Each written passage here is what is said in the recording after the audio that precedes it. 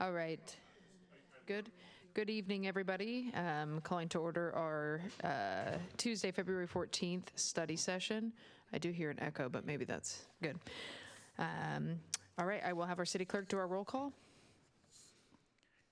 Mayor Kaylee Clark, Here. Deputy Mayor Amy Lamb, Here. Councilmember Karen Howe, Here. Councilmember Kent Treen, Present. Councilmember Pamela Stewart, Here. Councilmember Ratuja Indapure, Here.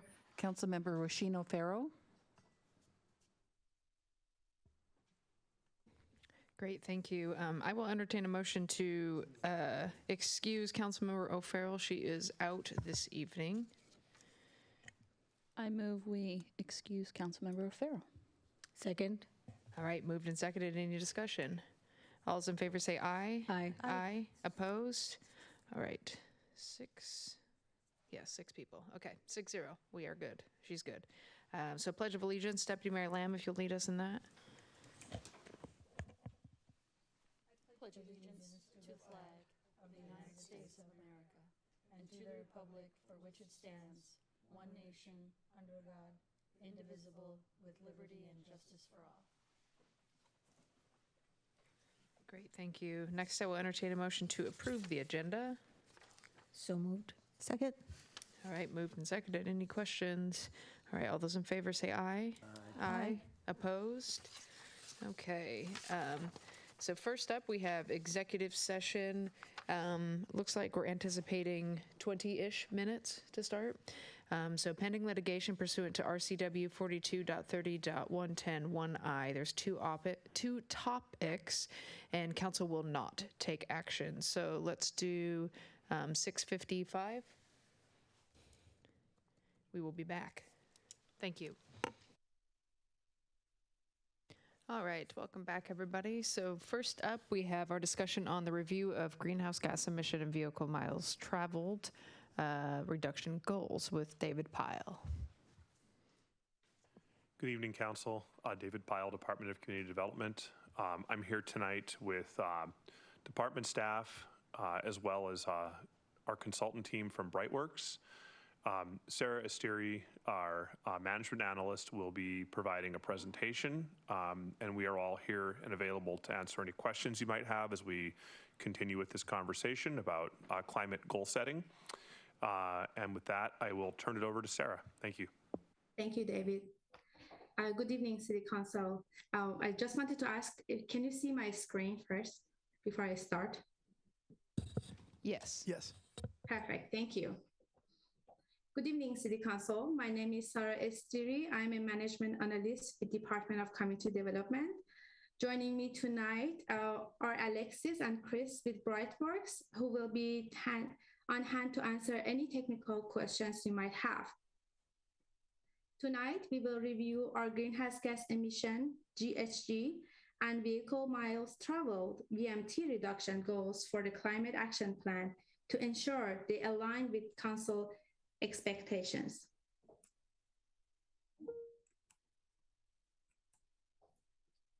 Sammamish is a member of K4C aligned with other cities you see on the screen. For this reason, when we started working on the Climate Action Plan, we utilized the goals outlined in the K4C Joint Letter of Commitment. During last month's City Council retreat, the City Council expressed concern about goals not aligning with the state and federal entities. To help with tonight's discussion, we have created a comparison matrix which can be found in Exhibit 1 in the agenda bill. It outlines the goals set by K4C as well as those set by federal, regional, and state entities. In case you are interested, we added a link in the exhibit to the original plan for each entity so you can refer back as needed.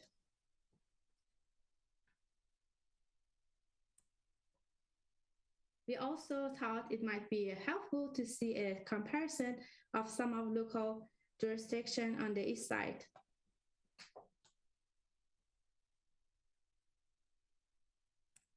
Should Council be interested in adjusting the goals for the Climate Action Plan, We have prepared a suggested motion as you see on the screen. Any changes to the goals will be included in a resolution that will be bring back to this council on February 21st as the consent agenda. With that said, I will hand it over to Mayor to start the conversation, and or we will be happy to answer any question you might have. Thank you. Great, thank you. Councilmember Stewart? Yeah, I thought that the presentation that we got on the climate action plan with the greenhouse gas reductions that we were given didn't actually follow the K4C goals because it used a 2019 baseline year, not a 2007. Alexis, do you want?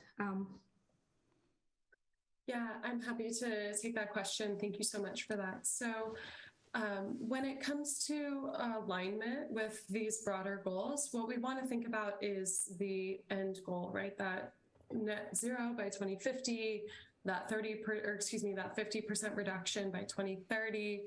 Measures like that are really what we want to make sure we align with. And since going back and getting data from these previous years, 2007 is generally speaking not viable. The best way to align and the most commonly accepted way under best guidance for greenhouse gas accounting is to use a baseline year that you have full and complete data for, which is why 2019 is selected. One other note I want to make on that I think bolsters the argument for 2019 as a baseline year is that it is a little bit more stringent typically than going farther back in time. And that's because emissions tend to rise from 2007 to today. So when we set a goal based on a more recent baseline, most often we're going to have a steeper, kind of a steeper angle here as we look to meet that emissions goal. So this baseline year is still in line with broader K4C goals. So I'm kind of a math person. So the K4C goals say we want an 80% reduction from the baseline year by 2050. 80% of a larger number, or what would be left, the 20% of a bigger number, is going to be more greenhouse gas emissions than 20% of a smaller number. So it doesn't get us to the same place. So one note there, I believe, interesting. So we have, I take that note. So something else that we have seen is this 90% reduction. I believe during our last call, we suggested a 95% reduction by 2050 as the goal for the city of Sammamish, which is part of the need for this broader discussion. And so, 95% is a little bit different, a little bit different from 80, a little bit closer to that zero figure. But you're right in that 80% of a different baseline year is going to impact the absolute emissions that we end up with. However, we do think that it's still the best way to compensate for a larger baseline. So then maybe I'm not clear, because if we were to follow the K4C goals, there is no 90, I don't see any of these that recommend a 90% reduction. So this 90%, or excuse me, it's a 95% goal. We see this with the city of Issaquah. We see this in Washington State guidance. Some other communities have adopted that higher target. And in our previous presentation, we were suggesting a 95% target to be in line with K4C. Do you guys have what was in the plan so we can see what that was? I can go ahead and pull up the slide deck that we presented on last time. Would that be helpful? Yeah, because again, I like a bigger percent, but it really does matter what the starting out number is, because if the 2019 number is way bigger, 5% of a ginormous number is still going to be bigger than 20% of a really small number. So, and it really is the number at the end, not the percentage reduction that counts. I think one of the challenges that's highlighted here is how we obtain that data from that baseline year and the cost that goes with that, and the accuracy and the sourcing of that. And I don't have an answer to that, but I just wanted to highlight that. Yeah, and I'm fine if that's too hard and we want to use a 2019 baseline year, but I'd love to see some rough numbers to make sure that if we're doing 95% of the 2019 baseline, it's going to pretty much get us in the same ballpark as 80%. Or if you look at the state goal, right, the state requirement is 95% of the 1990 number. So that's going to be a way smaller number. So I feel like 90% of the 2019 baseline isn't going to be anywhere near 95% of a 1990 number.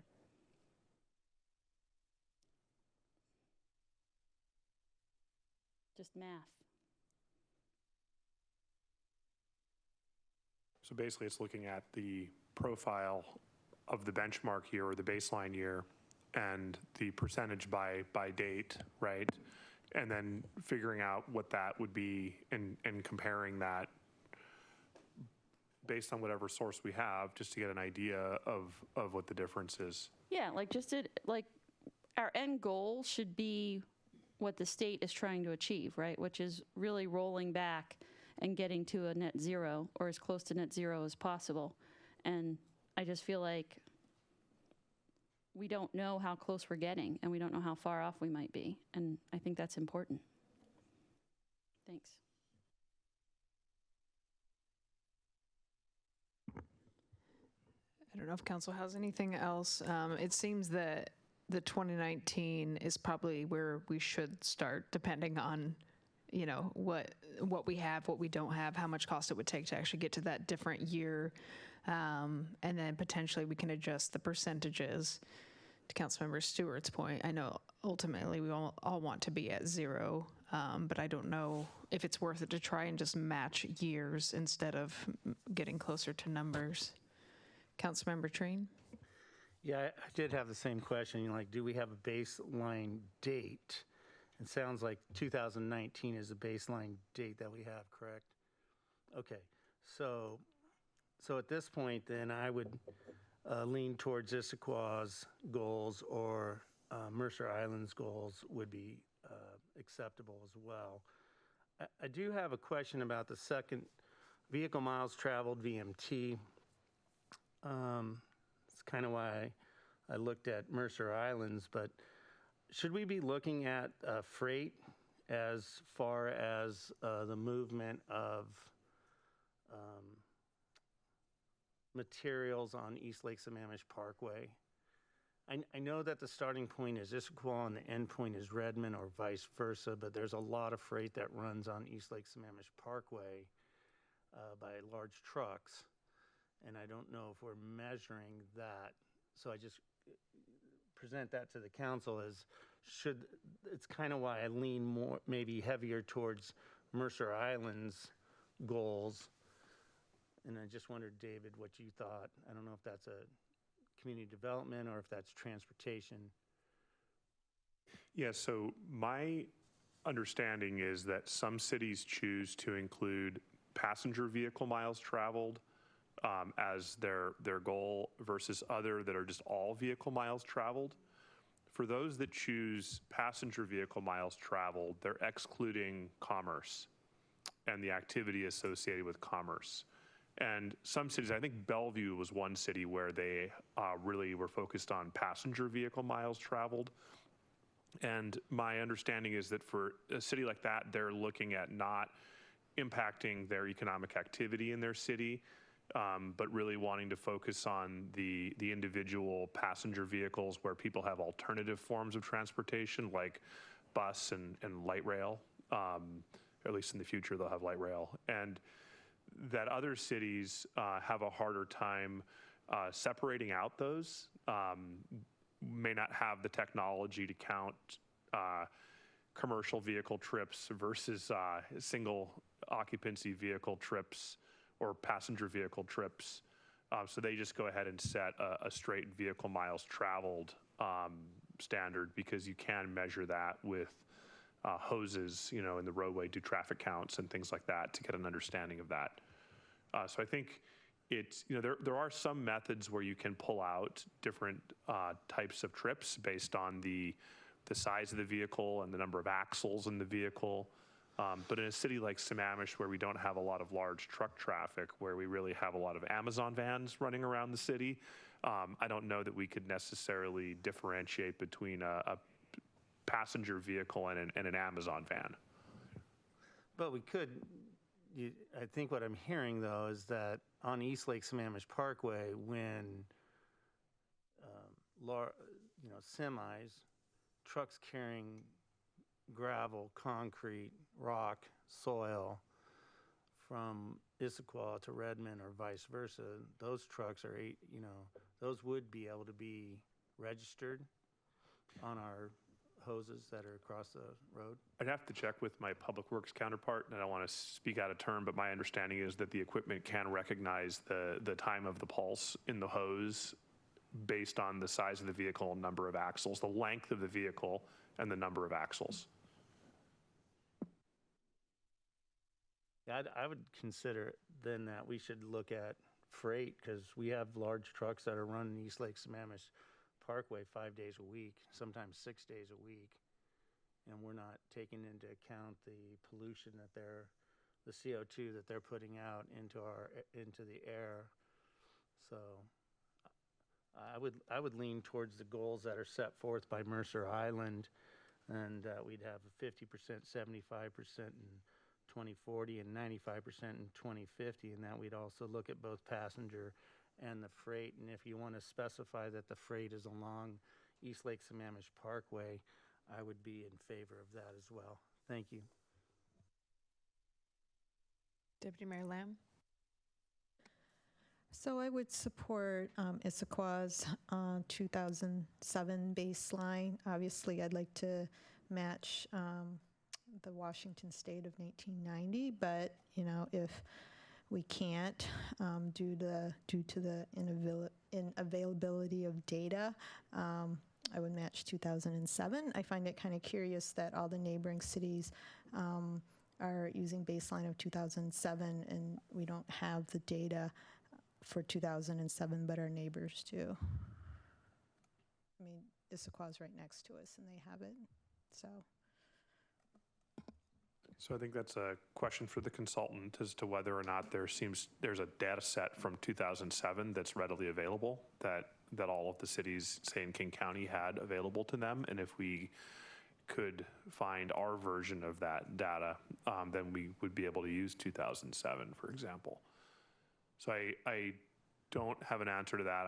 I'm curious if the consultant could respond to that, or perhaps we could come back at a later date and bring back some numbers for examples, as I think you've raised some really great questions here. We're curious to hear what the balance of the council has to say, what their preference would be, but we're understanding that the math is important, and ultimately what the reduction results in by the end year really is influenced by the baseline year. Okay, great. Thanks, David.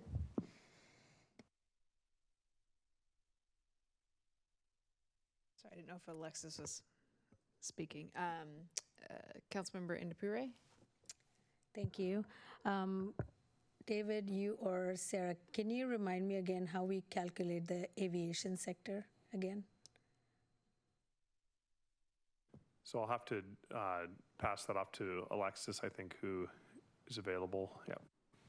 Yeah, thanks for that question. So the aviation sector is not included in a geographic plus inventory. So under the boundaries selected for the climate action plan by the city of Sammamish, which are in line with what other local cities have done, aviation is not included in the baseline.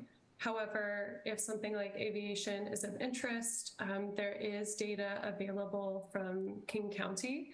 And so that includes some information. And were we to expand the scope, we could bring in some of King County's numbers, but we are not currently planning to collect any aviation data specifically. So what is the definition of that aviation data? What does that mean? Does that mean the trips that our residents take to the airport and maybe some helipads that we might have? Does that include that traffic as well? So trips to the airport should be included in vehicle miles traveled. That should include all trips. It doesn't include things that are more specifically related to travel while you're in the air or to the airports themselves. If you want more background on it, we can definitely look into it a little bit more. Yeah, I'd love to have some background. My second question is on the vehicles miles traveled. How does increase, or it's a slow intake, but electric vehicles are being adopted and used by many of our residents. How does that impact this goal, and is there any consideration to sort of gas-powered vehicles versus electric versus hybrid? This is something that we are working with the traffic engineer to figure out. Generally speaking, looking at historical data, we're mostly looking at gas-powered vehicles, but this is a question that's come up so far, and it's an area that we are actively investigating, particularly as we make more future projections. Great. And my last question is, what is the impact to, Sammamish does not have like a bigger highway running next to it. I mean, we do have I-90, but it's a little farther. We have 202. But I think all these other cities have these, 405 or I-90 or 520 going through them. Does that impact our numbers and our goals? So things falling outside of the boundary of the city of Sammamish should not impact your VMT reduction goals or baseline. If I want to add on to that, I think you're hitting on something that is a bit of a challenge, and we're gonna bring this up as part of the next conversation around the scope of work, and that has to do with the fact that we have a geographic range and a span of control or span of influence where we actually can make change and that would result in measurable outcomes. The other changes are really related to outreach and to intervention and are harder to measure. So one of the reasons why we started out with a climate action plan that is a city climate action plan is because those are things that are within our geographic boundaries and in our range of control, where we can actually make changes to how we operate buildings in the city and how we buy cars and what we do as activities that we control. Controlling residents is not something I think you want to do, but I think educating people and having outreach and having policy that help people make informed decisions. So we're going to be talking about how to expand the scope to something that's more of a community-based, to add a community-based chapter where you'll look at policies and strategies to help affect change there. But I think with this, we're also limited again by our geographic boundary and range of control and range of influence. So it's harder for us to set a GHG reduction goal that influences or that takes into account, say, air travel. That's a really challenging one for us because we don't have direct control over it. That again is an outreach sort of format, right, where you're trying to inform decision making, and look forward to that conversation down the line. We're hopeful to get through, expand the scope to be able to have that conversation. So what I'm hearing, and I don't recall if I've heard from everyone yet, so I will pass it back and. Yeah, go for it. Thank you. If you're ready, are we ready? Because were you done? I just want to make sure. Okay, because I'll cut you off. You know that.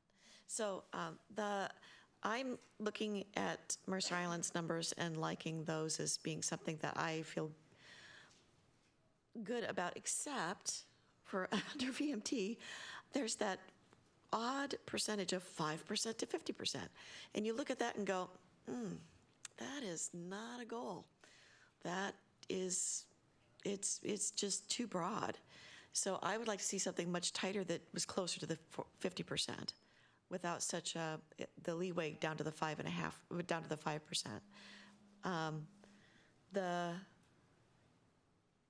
other thing I was just going to mention too is that timing on measurement. So for example, I think Councilmember Bertreen had a good idea about measuring different kinds of traffic on East Lake Sammamish Parkway. And of course, right now, there's all those heavy trucks because of the trail. So you wouldn't want to measure it now. You'd want to time it well so that you were outside the boundaries of when we already have construction going on. But that's just a comment. And I know that the team would be very careful about something like that anyway. Thank you. Thank you. Can I pass it back to David, or do you have? Oh, okay, Councilmember Stewart. Yeah, so just really quickly doing a search, I was able to find a document from King County published last year that says that in the region, emissions increased by about 10% between 2008 and 2019.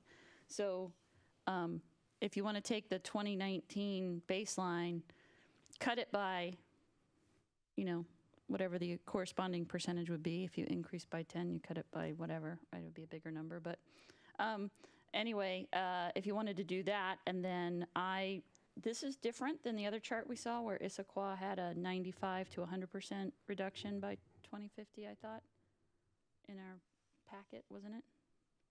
Did I imagine that? Okay. So I think I'm with Deputy Mayor Lamb that I'd like to see us, at least from a greenhouse gas reduction goal, I like Issaquah's. From a VMT, I'm not sure what an appropriate goal is there in terms of vehicle miles traveled reduction. Issaquah's seem to be on the low end there. So I might want to do a bit of a combo, like maybe do like a 20% by 2030 and a 50% by 2050, but I don't really know kind of what we're aiming at for vehicle miles traveled beyond greenhouse gas reductions. Like, are there other things we're trying to achieve through that, like savings in infrastructure costs, like there are other pollutants that you get with driving, not just greenhouse gas emissions, but the particles from your tires are bad for the groundwater and the fish. So I guess I would love to hear more from you guys on what you think, some of our goals are that we're trying to achieve through those vehicle miles traveled reductions before I could be like, I think that's the worthy one. I have a lot more, personally, I just know a lot more about the greenhouse gases than I do for the VMT. Thanks. So what I'm hearing is it will likely be helpful to come back pretty quickly here and have another short workshop on this where we're able to, if the right word is, extrapolate back to 2008 and to understand the difference and try and understand then how that might impact the ultimate end goal based on the percentage and the date as one thing. Another thing would be to look at how we can possibly separate out truck traffic on the parkway and what goal you might want to have for that. Another is to understand what other objectives we might have with a vehicle mile travel reduction goal that might not be specifically a greenhouse gas reduction objective in order to make sure we're making an informed decision about our goal on VMT reduction. I have a question. I'm sorry.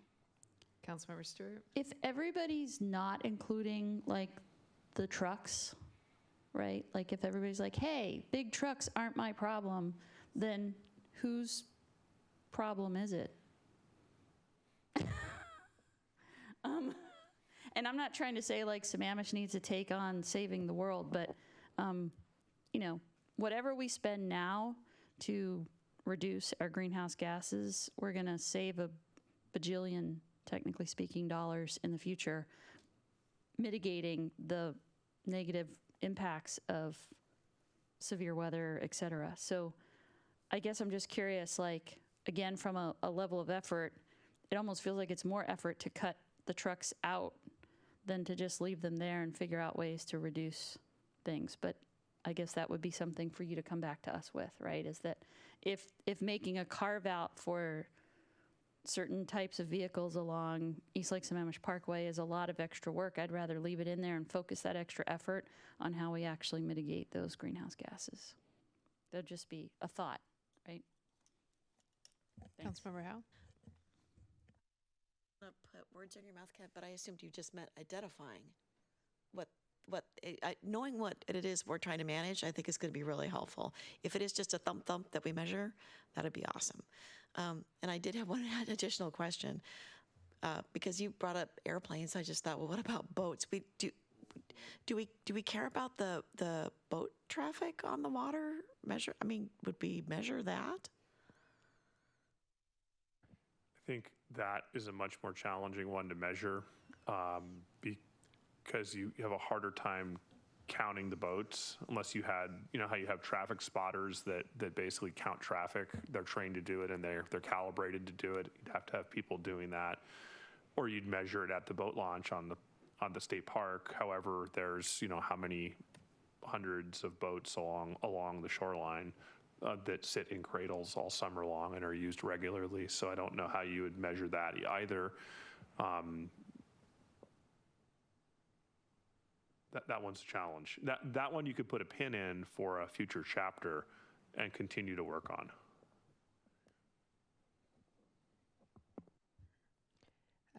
I do not see any other hands so far. So yeah, I do like your list of what you're coming back with. I don't know if we made that more confusing or more helpful. Yeah. Well, I think having an informed conversation about the goal helps us ultimately write the climate action plan, because we all are in alignment about what the expectation is and what goal we're trying to achieve. So very much appreciate this conversation so that we can all be on the same page as we continue down this path of a climate action plan. Councilmember Treen? Yeah, sorry for throwing this in there, because I think, David, too, you might have heard this, and if I'm wrong here, let me know, but I think on the VMT, we kind of didn't like Issaquah or Mercer Islands, and so I'm looking at it again, and I'm like, okay, well, what about Washington State's goals there? And I think if you look at the data and you come back with something that says, hey, we want to do this by whatever that is, if it's 20% or 30% or 25% or whatever the number is by 2030 or 2035, pick a year, and then where, that 50% by 2050 sounds like, okay, let's at least hit that one, but then I like the idea of having that next step in there, and just from listening to my fellow council members, I think they may be in agreement with that, but I leave that to them.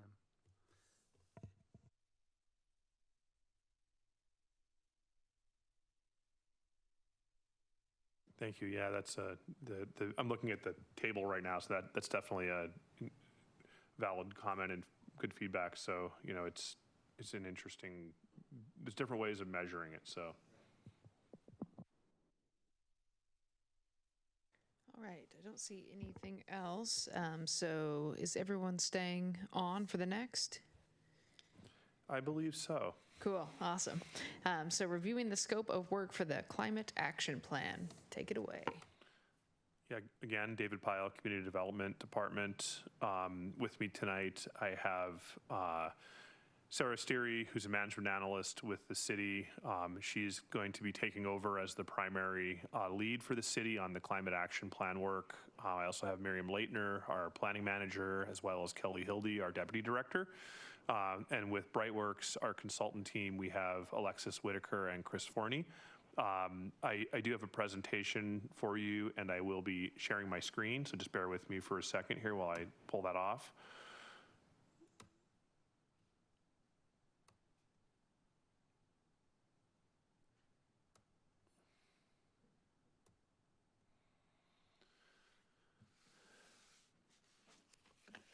Right, so this is a bit of a long one, so bear with me. We're going to try and get through it as quickly as possible, and hopefully you can follow along, and there'll be opportunity for questions and dialogue when we get to the end here.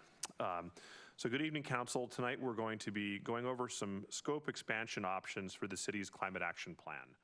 When we first started work on the Climate Action Plan, after talking with the consultant and reviewing the proposed budget and timelines, and knowing that a council priority was to have a climate action plan in place by the end of 2023, we decided that it would be best to complete the climate action plan in 2 phases. The first phase being focused on areas where the city can make a direct impact, and then expanding the climate action plan to the broader community-oriented areas once the first portion was done.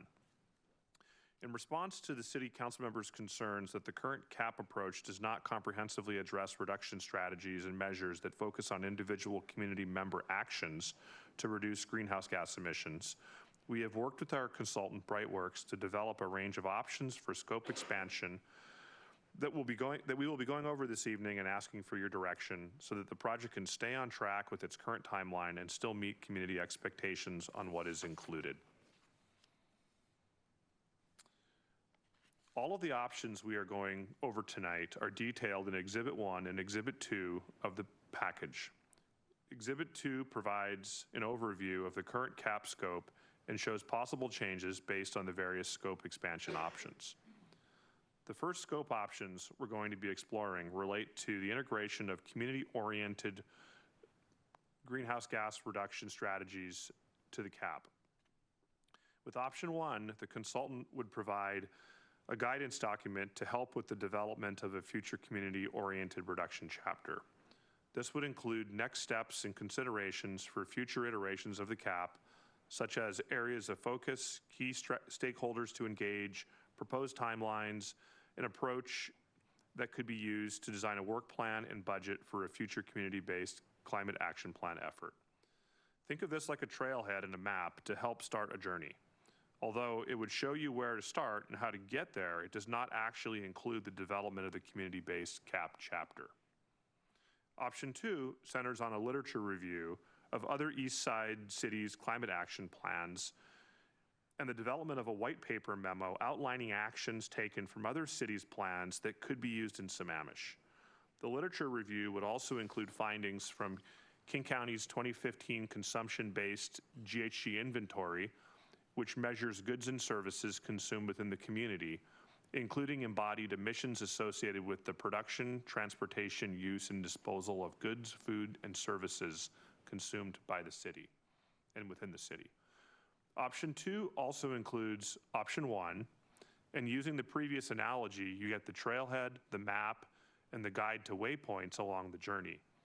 Although with the addition of option 2, there will be additional details provided on where to start, how to get there, and what waypoints you might want to stop at along the way. However, keep in mind that option 2 does not actually include development of the community-based climate action plan chapter. That doesn't come until option 2.3. There are a number of different add-on options that come with option 2. Under option 2.1, the consultant would engage the new sustainability coordinator and the climate action plan community advisory group, or the CAG, in reviewing the findings of the literature review and refining actions appropriate for Sammamish. Under option 2.2, the consultant would hold stakeholder and community workshops to share the findings of the literature review and get input on how to refine the actions so that they're the best fit for the Sammamish. And finally, option 2.3 would utilize the findings from the literature review to develop a community-oriented greenhouse gas reduction chapter of the CAP. You can see this outlined in more detail in Exhibit 2. We know this is a bit confusing, so we have created some examples for your consideration. Keep in mind that the difference in the options really is reflective of the amount of time spent on engagement and outreach.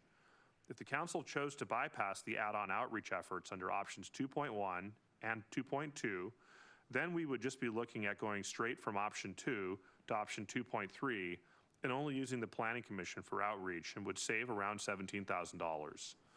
In this sense, each additional layer of outreach would cost $6,000 for option 2.1 and $11,000 for option 2.2, depending on how much additional outreach is desired by the council. Example 1 is the most basic and would be the scenario where the council wishes to stick with the current climate action plan scope of work. This option provides only a starting point and trail map to use for future efforts. This could be used to create a work plan and budget for future community climate action plan efforts. However, we are anticipating this is not what the council is interested in. Example 2 provides a bit more depth on the base, and in addition to the starting point and map included in option 1, this option includes a literature review and white paper memo capturing examples from other cities on what we could include in the community-based climate action plan chapter. Keep in mind this does not include development of the actual climate action plan. We are also anticipating this is not what the council is looking for.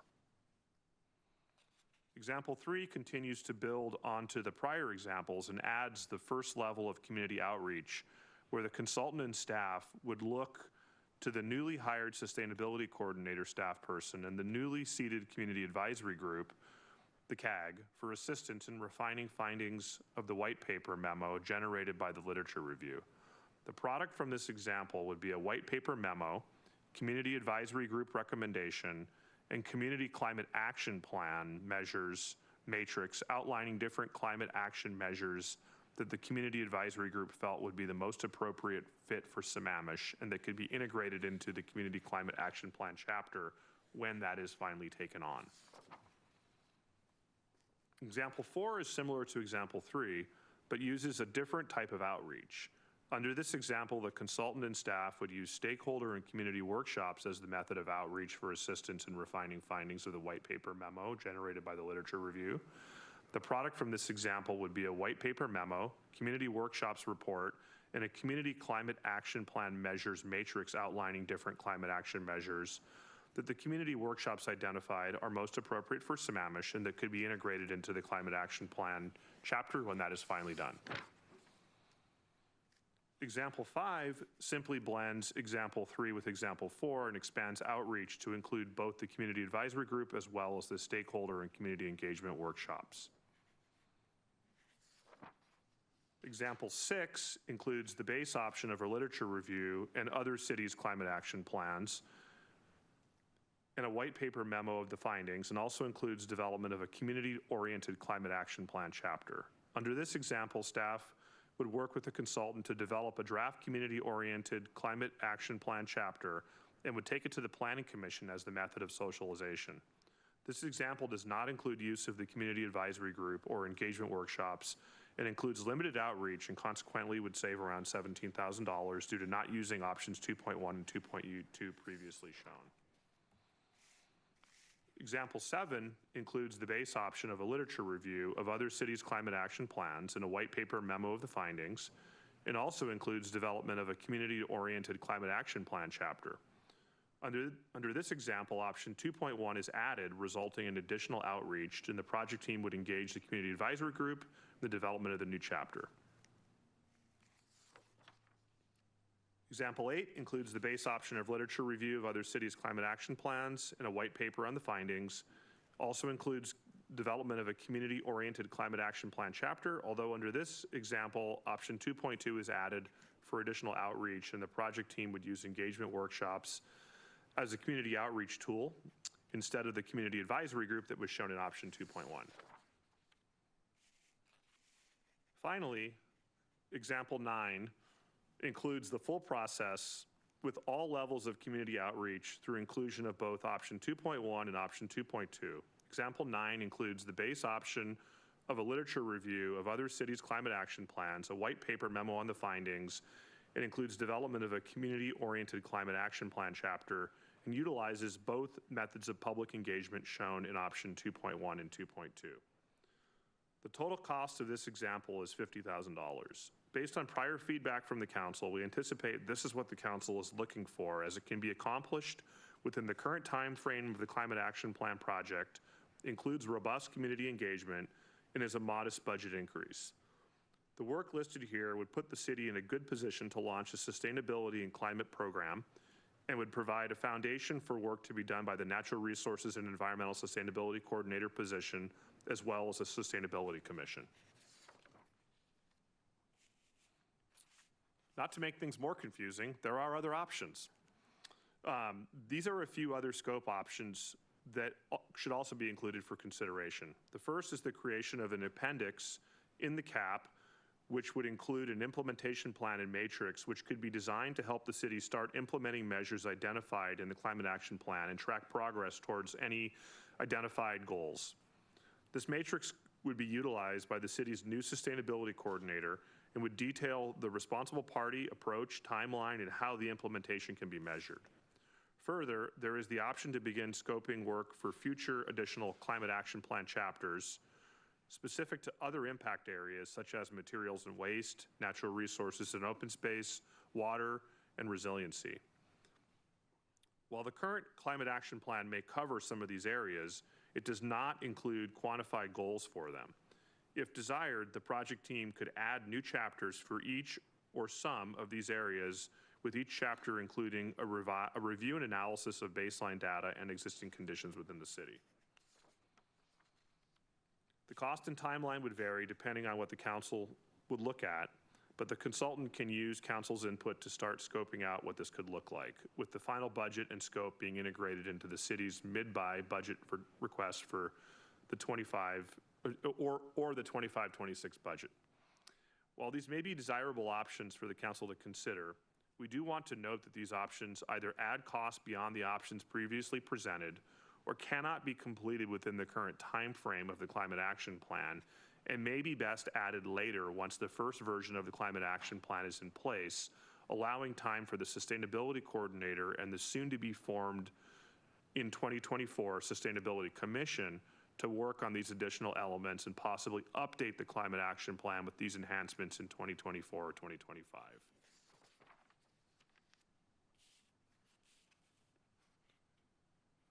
These are some additional details on the implementation plan and matrix. The cost listed here is $18,000. So if the council was to pursue example 9, which was the full community-based climate action plan at $50,000, and was to add this to that, that would be a total of $68,000 in an increase in budget. We do think that the implementation plan and matrix can be completed within the time frame of the climate action plan, which is due in December of 2023, to be clear. And it is something that we could achieve. However, we do want to make sure that we have enough budget and we have enough capacity to make sure all of this makes its way through the public outreach components. The future additional climate action plan chapters would be added to provide quantified goals related to certain impact areas.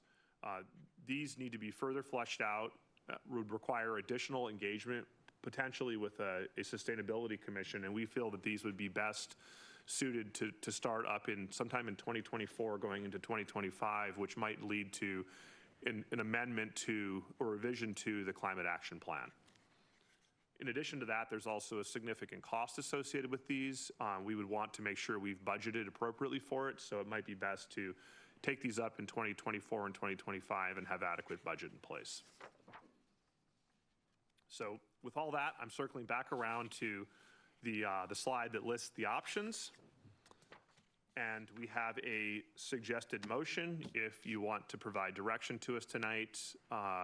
And what would happen here is because the climate action plan scope of work and contract is built into the city's comprehensive plan contract, we would be coming back to you with an amendment to the comprehensive plan contract to reflect this, and the city manager would help us find the funding needed, either the $50,000 or the $68,000 if you chose to select those options to add into the comprehensive plan budget.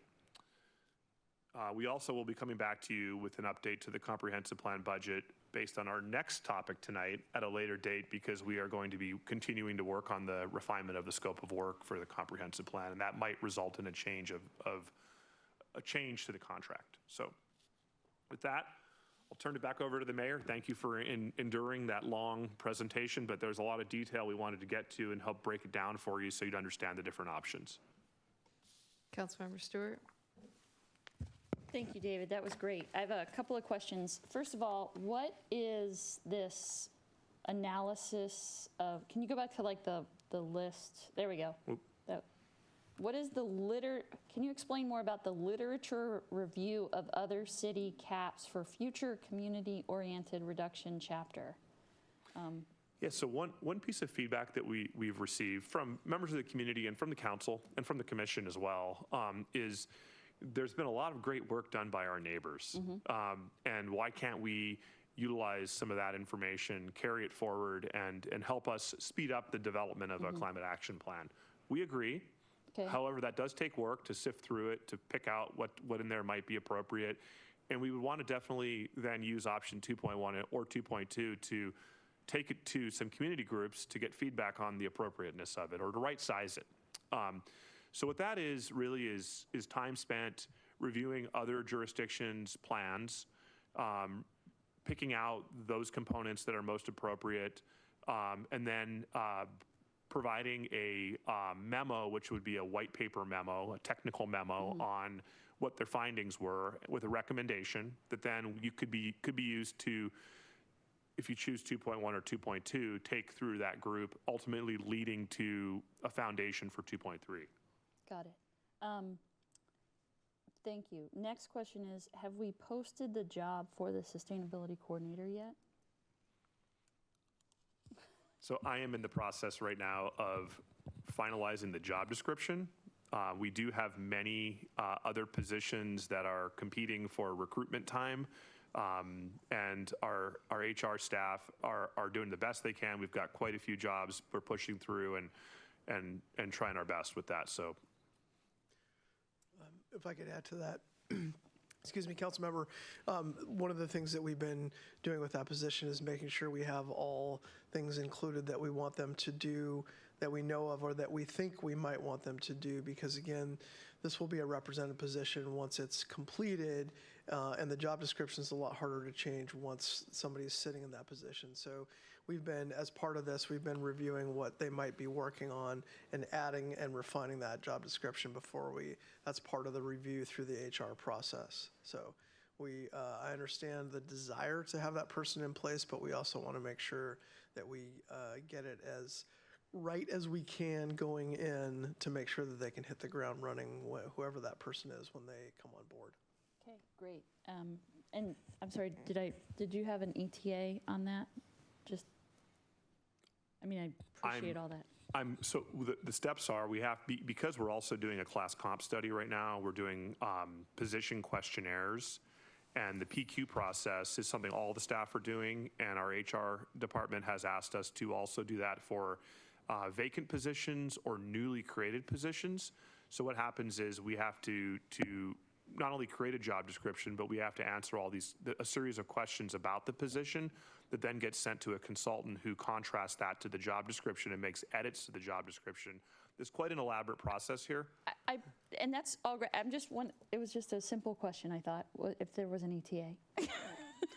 I don't have a specific answer for you. I think we're trying to move with all due haste, but I don't have a specific target date for you. Okay, thanks. And then David, I hate to ask this, could you go back to example 7?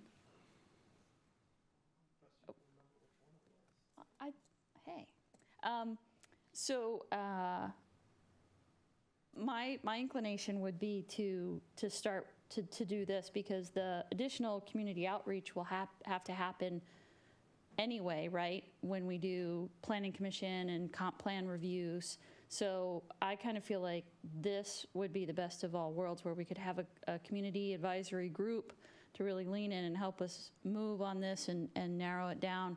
And we're not really missing, I don't think, the other outreach, because it's going to be there as part of many of the other outreaches that we're already doing. So my inclination would be to go with example 7 plus the implementation matrix. That would be my personal preference, because I feel like we can get stuff identified, and we can get a plan for how we can start implementing it. I would agree that the additional chapters is something we should wait and kind of see how things progress, and then have that conversation later this year or first part of next year, and again give the sustainability coordinator a chance to kind of get their boots on the ground type of thing. So that would be my preference. Thanks. Thank you. Councilmember Howe? Thank you. I was very fond of example 7 also. The other thing that I wanted to kind of dive into a little bit is around that job description, because I'm trying to understand how much will the sustainability coordinator actually do? Are they really just supervising consultants, or are they able to do some of this work themselves? I mean, if I were doing it, I could see taking the lead on collecting all those climate action plans from other cities and sifting through them and digging in there and really, or I might be already very experienced and created a couple for some cities that we're looking at. So what I'm optimistic about, I'll let you talk. Would you like to talk now? Well, I think that it really depends. We're hearing from the council that it's really important to have a climate action plan that includes a community-based chapter in place by December of '23 with adoption of the climate action plan. And we see it as absolutely instrumental that we have consultant support to complete the white paper literature review, because there's quite a bit that goes into hiring an employee and ramping them up. And I have high aspirations for that position as well. And I think that position really, in addition to doing some of the work, is really here to be a voice across all the different channels of the city, and to be a reminder that we need to consider our climate objectives in all the business that we do, and also is an advocate for implementation of that plan. I think having them at the seat when we're reviewing the findings of the white paper literature review would be right about when they would be ramping up their job and onboarding and becoming acquainted with the work. So that timing works really well. And at that point, they could insert their voice into that conversation, and hopefully they'd be sitting here next to me at the table talking to you when we are working on socializing and adopting ultimately a climate action plan. Yeah, thank you. That really helps me understand. I mean, coordinator in a way is the right word, and in a way it may diminish what the person is able to actually achieve because they are managing it. So I guess I don't know where their span of control is yet. Most positions here at the city are working positions, so. Okay, that's my answer. Councilmember Andapure. Thank you. Is the Sustainability Commission different than the Climate Action Group? Those are two different things, right?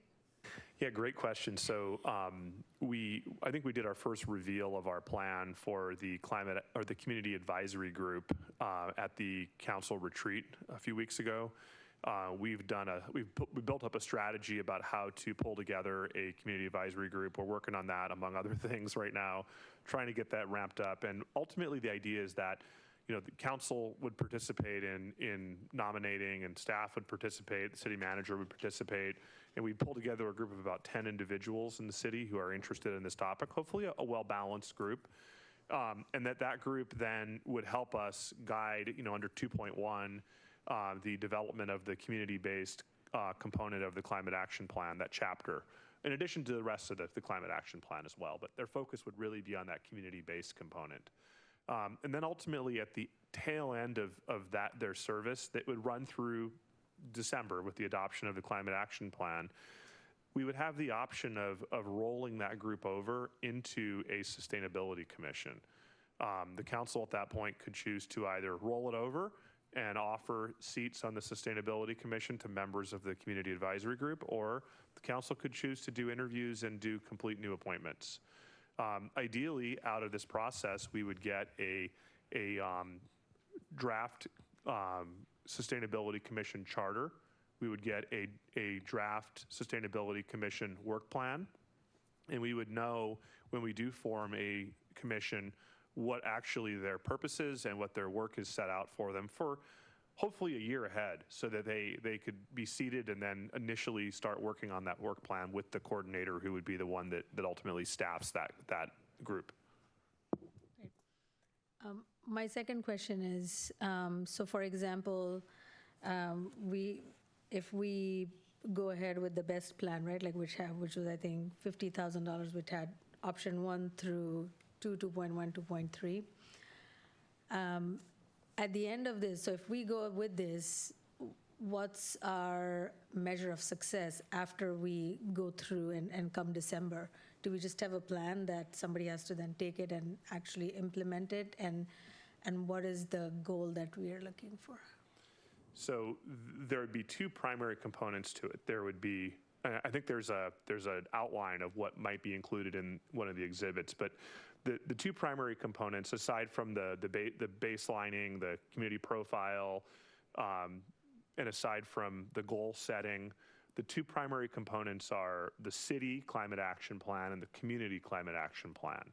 The city climate action plan really are those things that the city has control of. Those are, fleet purchasing. That's when we do building retrofits and the type of mechanical that we use. How we operate, in our day-to-day operations. Things like telecommute options to help reduce miles traveled and greenhouse gas emissions. Those types of things. The other category is going to be the community-based climate action plan. And one of the reasons why we really want to use a community advisory group to help socialize this is because in order for us to be successful, we have to understand and right-size what strategies and tools we want to implement with the community and that there's community buy-in. So this would really be outreach. It would be connecting people to programs. It would be working to advocate for some of our partners like the school districts or some of the retail property owners in how they make changes. It would be working with Puget Sound Energy to try to bring programs to our citizens, to our customers. And it would also be getting down into the level of detail of working with individual homeowners and how they operate their homes, the decisions that you make. And it would offer education, it would offer outreach. The term that I like to think of as intervention. It's helping people make that right choice at that point of decision making in their lives. So after we have the plans ready, the city and the community plan, do we still need that implementation matrix to actually do all these things that you're talking about, like getting PSC or engaging with the school district and things like that? It sure would be helpful. I think, I don't know if Kelly is available, but Kelly has experience with our urban forest management plan, yes, which is a very similar type document. And I hear about it quite a bit, but I would want to let her speak the lived experience if she's available. I don't know if she's. I'm available. I can't find my screen to turn on my video. There we go. I apologize. I have too many screens open. Could you repeat the question real quick? So my question was, Kelly, if we have the plan ready, the city sort of climate action plan and the community action plan, we have those plans ready. They're nicely bound and, nice and shiny. Can we do anything without the implementation matrix? Or do they just sit as plans? When do we actually start seeing the results of all our investment in these plans? Yes, and through lived experience, I would say if you really want to see action, you want to develop an implementation plan. And through that process, you're going to evaluate staffing, resources, budget to accommodate implementing the plan in a phased approach. And we did that with the urban forest management plan. And we've been successful over the last 18 months of being able to accomplish those strategies so that we are actually implementing new policy and guidance from the City Council and from the city.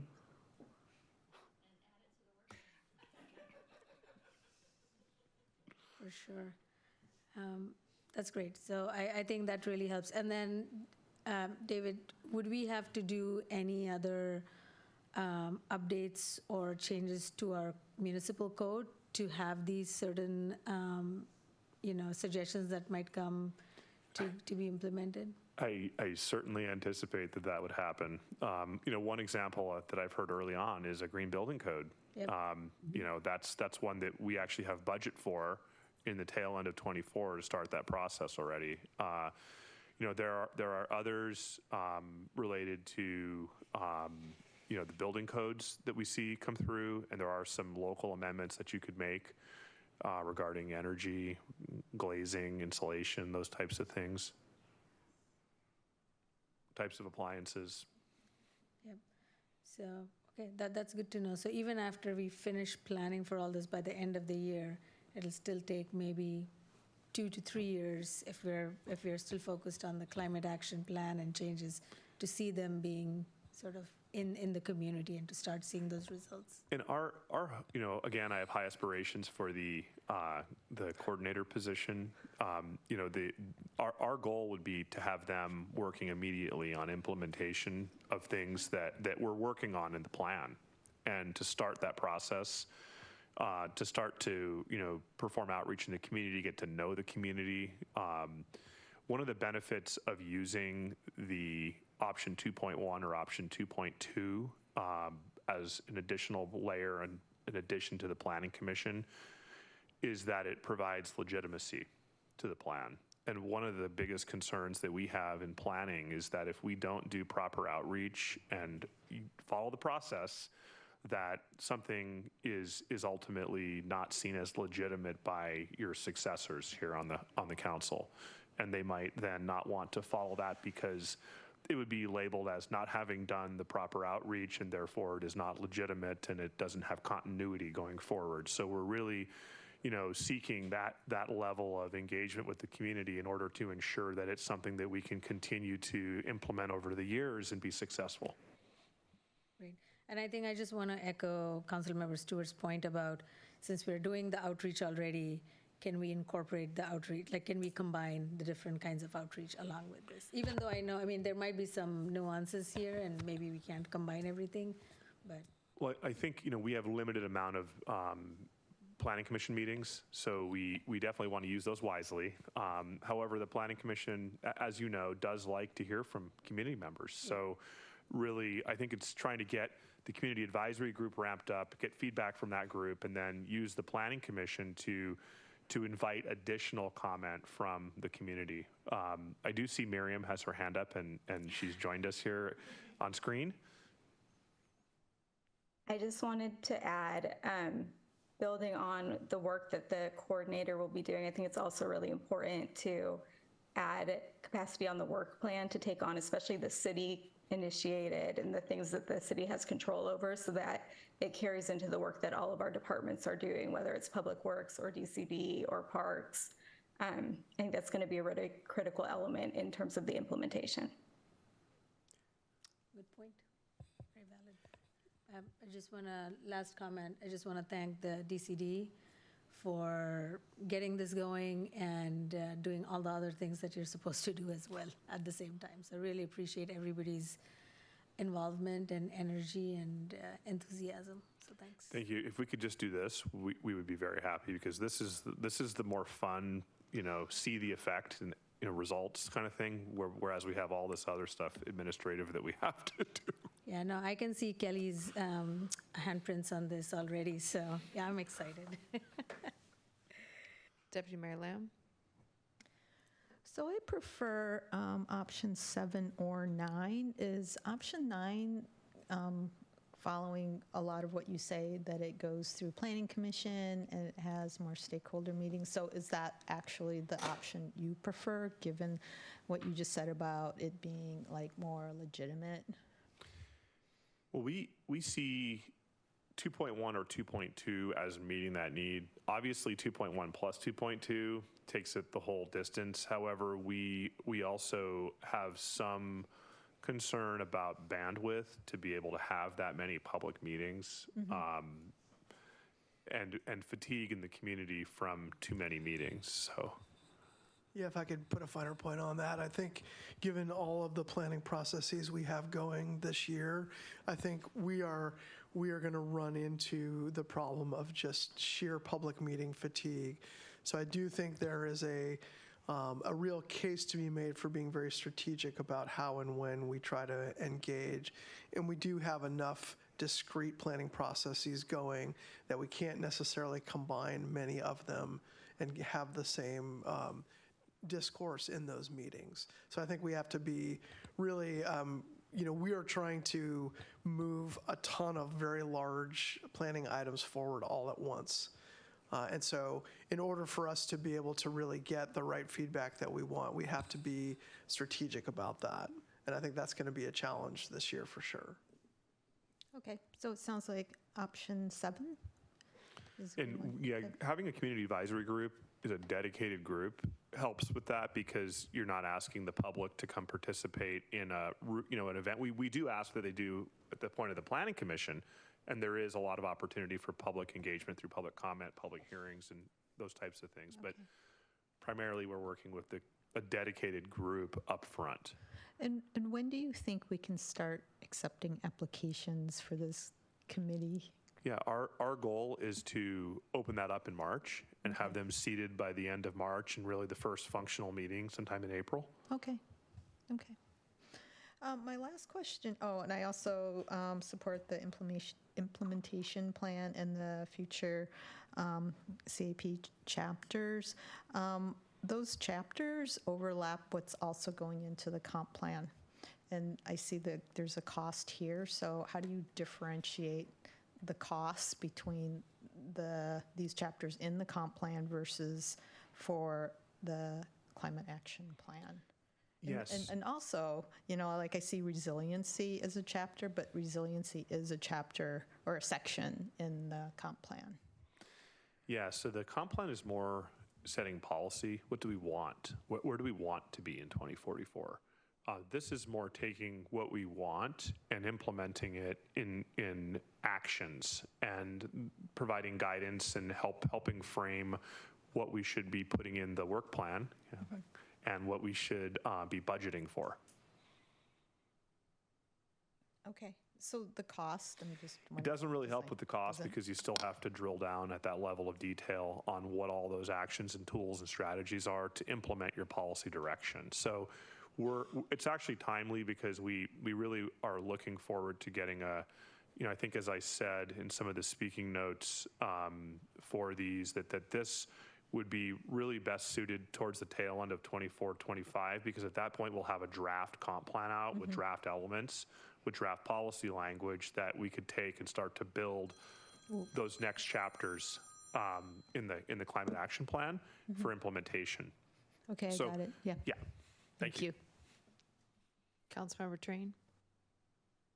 Yeah, could you bring up 8, please? Option 8. All right, thanks. On the implementation plan and matrix, what you wrote here in the agenda, Bill, any other identified environmental goals? Do you have any examples? That's on the implementation plan and matrix. It's in the agenda, Bill. Create an implementation plan utilized by the city's sustainability coordination to accelerate implementation and help the city track progress towards the KC4 and any other identified environmental goals. Do you have any examples of those? I see Miriam with her hand up. I think that was just in reference to if council wanted to adjust goals, as we talked about the last topic, for state or federal or other regional goals. So it was just allowing flexibility for that. Thank you.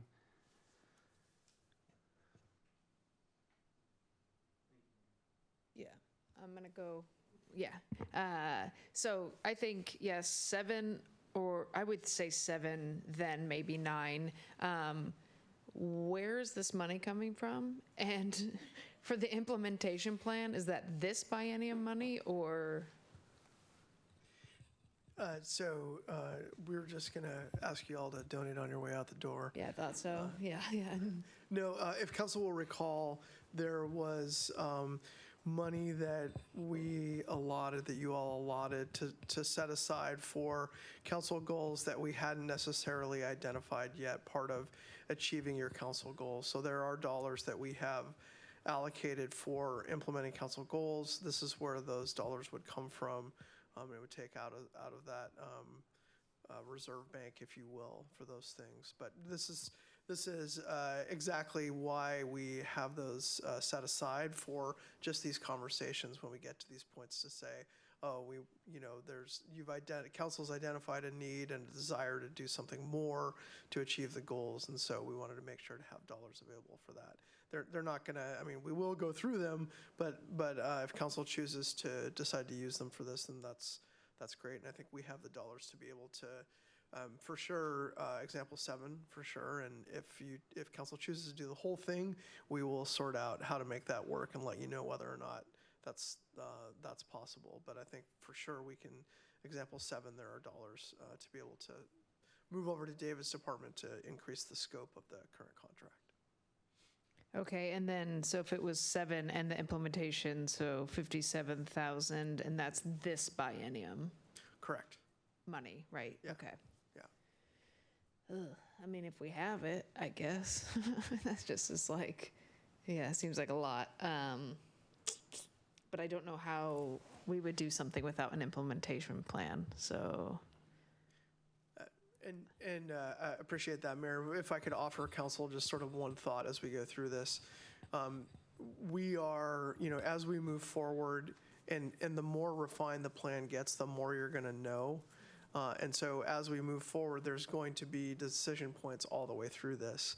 There's going to be opportunities, I think, if we don't get to everything now. I think this was the initial conversation David and I had about the community side of this, is that if you don't get there now, there's always the opportunity to add on to it when we get closer. And we both assumed that the plan would identify that the next step would be to then do the community version. So we're sort of hitting fast forward on that. And that's fine, but that's sort of how we saw it playing out, is that the climate action plan would say, here's the next steps. One of those would be, now you need a community version, and we would work on that in 2024. But as David pointed out, the consultants can speed it up and do it this year at the same time, and so that's probably worth doing if council chooses to do so. And that's reasonable and use of the dollars to help us get there faster. And I'm sure as we go with all these plans, there are going to be things that are going to be identified. Will we be able to do everything, both from a staff perspective of available staff to do the work, and from a dollars perspective? We're going to hit a point where we won't be able to do everything, but at least for right now, this is why we set money aside. Great, so then I vote for 7 and the matrix. Councilmember Stewart? Yeah, one last question, and then can you go to the last slide you had? So you had the city climate action plan and the community climate action plan. Which one of those would have things like code that might say, we no longer want to allow fossil fuels in buildings, right? Is that the city one or is that the community one? I think it's in both. But would the city one only be for city buildings, or would that be for all buildings? Well, the city one would be the city's role in adopting those regulations, and the community one would be the role in implementing them. Okay. So, there are, one of the challenge with regulations is and it depends on, I guess, the context, is it's oftentimes really challenging to regulate someone into changing their behavior. Instead, you need to set regulations that offer incentives to change behavior. So in order to design code, we would work closely with the community side of it, to find, and one of the strategies might be to find programs that help incentivize behavior change through building design. And then we would, on our end, design or write a building code that offers those incentives in the energy worksheet or something along those lines. Okay, excellent. Next slide, actually, please. Down? Keep going. Oh. Keep going. Keep going. One more. There we go. I would,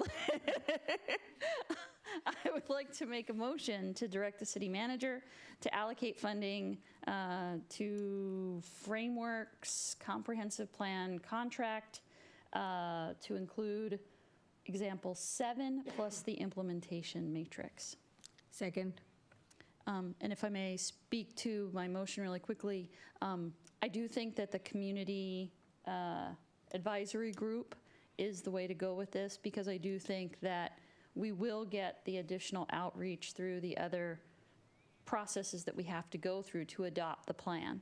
So those won't be short-circuited. We will still go through all of that. And I also believe if we structure the community action group similar to how the Human Services, the precursor to the Human Services Commission was, they actually did outreach as well. So that group can actually have a booth at the farmers markets and things like that, and they can still get some of that outreach. So I don't think we'd be short-circuiting any community input, but we would potentially not overwhelm our public, because I do think, as we talked about at the retreat, you guys already have a pretty extensive plan of community outreach for all of the other programs as well. So that would be why I support 7 plus the implementation plan. Thank you.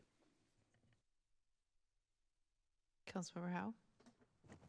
I'd like to propose an amendment that we direct the city manager to allocate funding to Frameworks Comprehensive Plan for example 7 and hold on the $18,000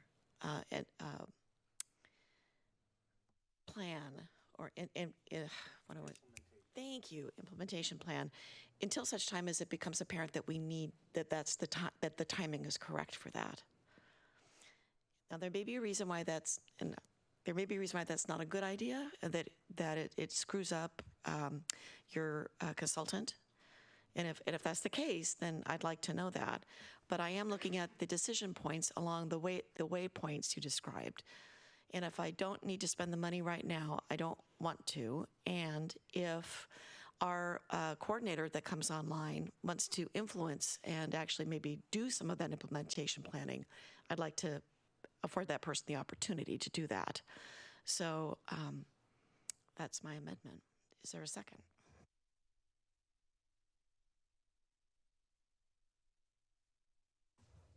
Okay, not hearing a second. That amendment will fail. And then Councilmember Treen, did you have something on the first motion?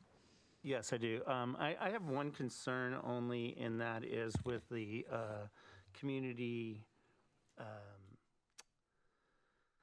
group that would be formed. I just want to put that out there on the record that, you know, if that community group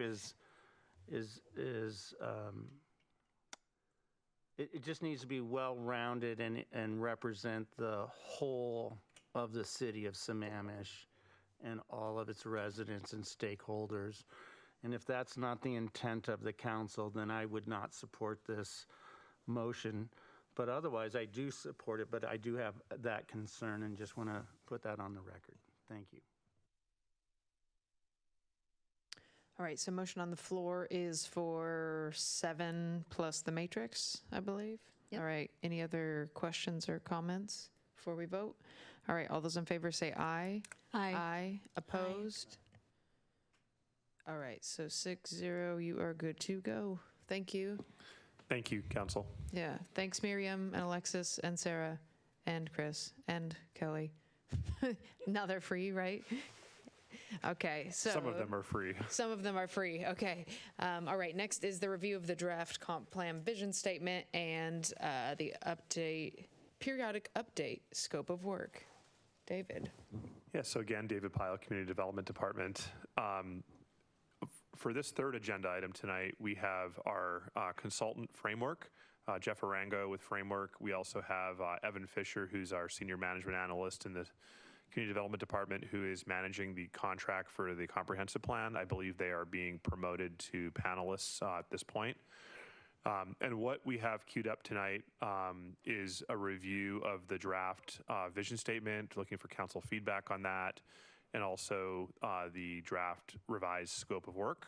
And there'll be a presentation on both of those topics here once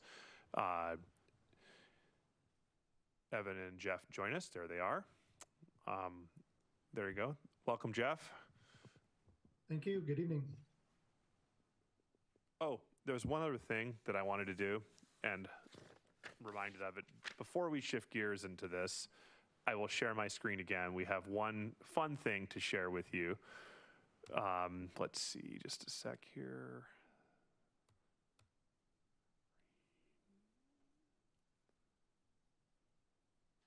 That's not the right one, just a sec. Apologies, there we go.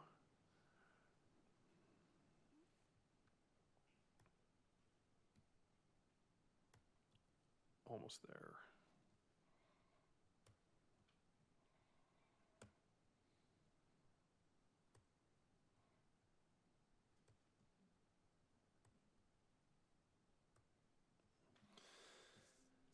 All right, before we begin our discussion on the draft vision statement with the council, we wanted to take a minute to highlight an outreach effort that, as it may happen, lines up nicely with tonight's meeting.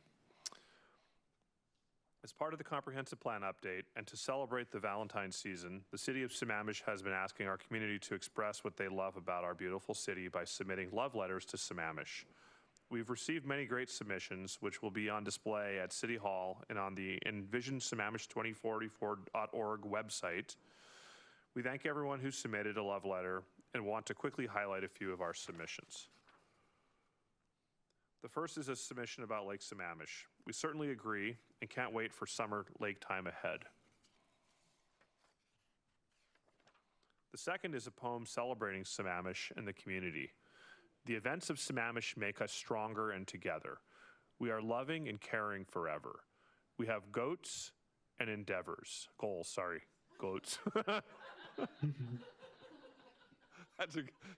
Anyway, goals and endeavors.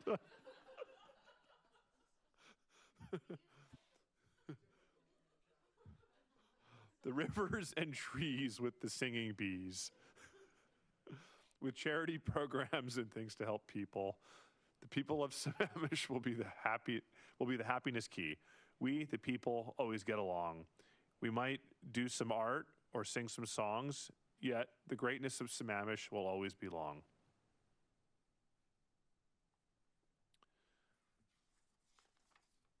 And the third is a submission about how much we love Sammamish trails and parks, and especially spending time outdoors with our furry friends. Thanks again to everyone who participated. Now we will get started on our conversation about our comprehensive plan vision statement, and I'll turn it over to the comprehensive plan update team. Thank you. Great. Good evening, City Council, and thank you, David. My name is Evan Fisher, and I'm a senior management analyst with DCD and the city's project manager for the comprehensive plan update.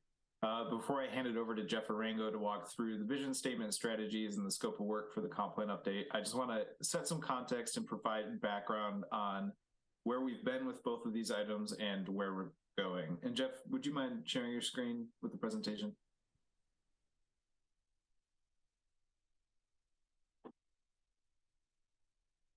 Perfect. First, we'll look at the vision. The city began updating the vision back in 2021 with the Community Visioning Project. The project involved extensive community engagement and included a statistically valid community survey. The project resulted in a draft vision statement that was reviewed by the Planning Commission and City Council. At the time, however, the City Council did not move forward with approving a draft vision statement and instead asked that it be completed as part of the comprehensive plan update. In the summer of 22, Framework presented a project approach for completing the draft vision statement, which included another touch point with the community that took place during the planning summit in November. The key ideas and themes we heard during the planning summit, along with the feedback heard during the community visioning project, were compiled and brought to the Planning Commission and City Council for visioning workshops in December. The feedback heard during those workshops was used to inform the drafts you're seeing tonight. I'll also point out that the Planning Commission reviewed the vision statement in scope on February 2nd, and their comments and feedback have been incorporated into the documents you're seeing tonight. Any feedback you provide tonight will be incorporated into a final draft, which we'll bring back for your approval by resolution on March 21st. Next slide, please. Now we'll look at the scope of work for the comp plan update. The key takeaway here is that there are really two buckets of work, those items that are mandatory and those that are discretionary. The mandatory items are those that are required by the state for our comp plan to be certified, and the discretionary items are those that the city is choosing to add to the comp plan update process. Going back to March 2022, when the city was bringing a consultant on for the comp plan update, we had a draft scope of work that captured staff's best estimation of the mandatory scope of work. Since then, that scope of work has expanded and been refined as we better understand what the state is requiring of the city through guidance from the state and through completing the Commerce and PSRC checklists. The discretionary items are those directed by the City Council, and in July of 22, the Council included the creation of two new elements to the comp plan, an economic development and climate change and resiliency element. Tonight, we'll be presenting a scope of work that captures both the mandatory and discretionary items and sets us on a formal direction for the comp plan update by approval of a scoping resolution on March 21st. Next slide, please. And to help frame the conversation for tonight, we pose three questions for the council. The first is, what feedback do you have about the vision statement and strategies format? Do you find the format to be accessible and helpful? The second is, do you have any amendments or edits to the language in the text block or strategies of the vision statement and strategies document? And lastly, what questions do you have about the scope of work and the process moving forward? I will now pass it over to Jeff Arango to walk us through both the scope of work and vision. Thank you. Great. Thank you so much, Evan. Good evening, Mayor and City Council members. Jeff Arango with Framework, and I'm the project manager for the consultant team for the comp plan update. So starting with the scope of work, there is a detailed document in your packet for this evening that outlines the scope of work that, as Evan said, we started working on in the fall of last year as some of the mandatory and optional elements became more clear. The bulleted list here is a summary of areas where we've added resources or added new subtasks to the comprehensive plan. So those things include management and coordination. We've been having weekly meetings with the staff team, which have been very helpful to keep us on track and coordinate any issues. Public engagement, we made some refinements there. We added some resources for land use scenarios, which is really going to form the foundation of the comprehensive plan update. And that's something that we're actively working on with staff currently. And we plan to come back to both the City Council and the Planning Commission in the first week of April and have a series of workshops on those land use scenarios or alternatives as they're commonly referred to. The economic development element, we have a scope of work that we developed at the direction of the council. We added some resources for the land use element, again, related to some of the complexity around the housing issues, making sure that we had enough resources to address all of the mandates from state and regional entities. The climate action element and the climate action plan, and now the additional changes that came about tonight will be incorporated. The direction from the council to move forward with a web-based plan. So the project website that we have now will eventually morph into a web-based version of the plan, which will make it very accessible and easy to access and track for the community. Initially, in the scope of work that was adopted or passed by the council early last year, we had in there some resources to do a code policy review that would inform future updates to the code to implement the plan. But the guidance that we've gotten from state and regional entities is that we will need to adopt development code updates to implement the core elements of the plan with the adoption of the comp plan. So we've added resources there. And then finally, we had a placeholder in the scope for SEPA support, but we did not have any resources. And so we added support for our team to help develop the checklist for that piece. The scope of work described since we started last year in the fall informed the budget request for the 2 years that we're in now. So the scope of work described, with the exception of the climate change additional work that was just discussed, is currently budgeted within DCD. And there may be some potential budget reallocations or adjustments that may come at the mid-buy. For example, if there's additional grant funds or other things that have changed in terms of the scope, we'll be bringing back that at that time to the council. Okay, so that's a high-level summary of the scope of work. Also in your packet is a summary of some of the results of the checklist, both the Department of Commerce checklist and the PSRC checklist that we completed recently. So that's also a helpful document to refer to.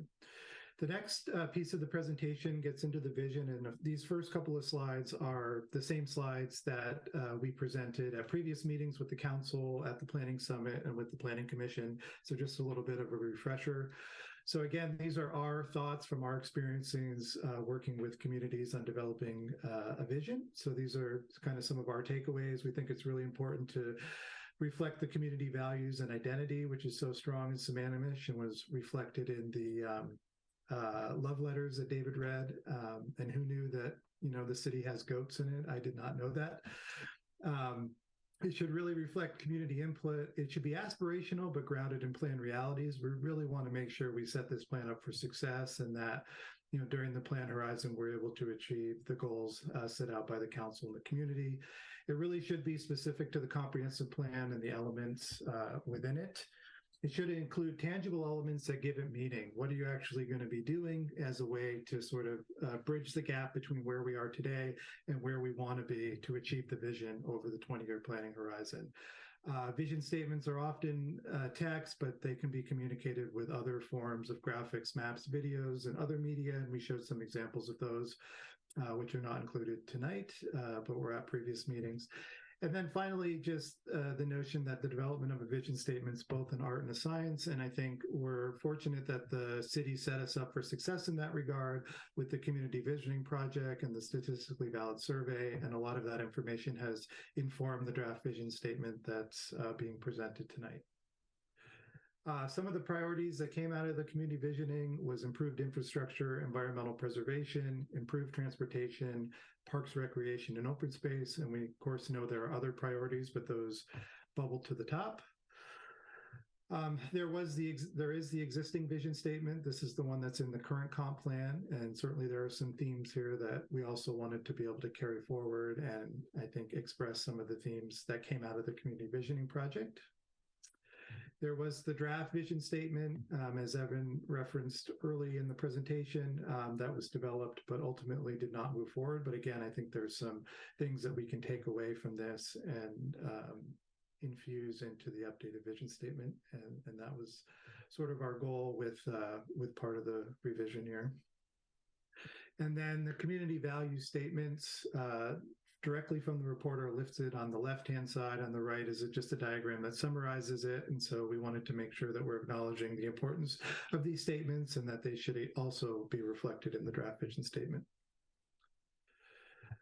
Okay, so now on to the draft vision statement. As Evan said, we presented this to the the Planning Commission on February 2nd, and we received some great feedback. I think we felt it was very well received, and I think the Planning Commission felt like we had heard their earlier input and tried to reflect it in the vision statement, and we're hopeful that the council does as well. We have maintained some connection with the existing vision statement, so the notion of planet, people, and prosperity is something we think is still a strong piece and could be carried forward. In the middle of the diagram is the actual vision statement itself, and we did hear feedback at some of the earlier workshops that having something kind of short and concise makes sense, and then having some other elements that describe the strategies to implement it is a good way to go. So I'll just quickly read it. In 2044, and that's the planning horizon, 20 years is the minimum requirement for a plan. And so we also wanted to reflect the goal of the council to kind of be a regional leader on planning issues. So in 2044, Sammamish is a regional model in creating livable and vibrant communities in harmony with nature, featuring beautiful natural surroundings, a dynamic park system, attractive mixed-use centers, connected neighborhoods, thriving local businesses, and active cultural scenes. Sammamish is a beloved place to live, work, and visit. And then there's there's 10 vision strategies built around 3 themes that I'm going to go through now. So the first is a really important one for Sammamish, which is a livable, natural, and built environment. Strategy 1 would be to sustain the natural environment and reduce climate impacts. And there will be some refinements in terms of putting in specific numbers and figures once the climate action plan is finished. So take these as just an initial draft.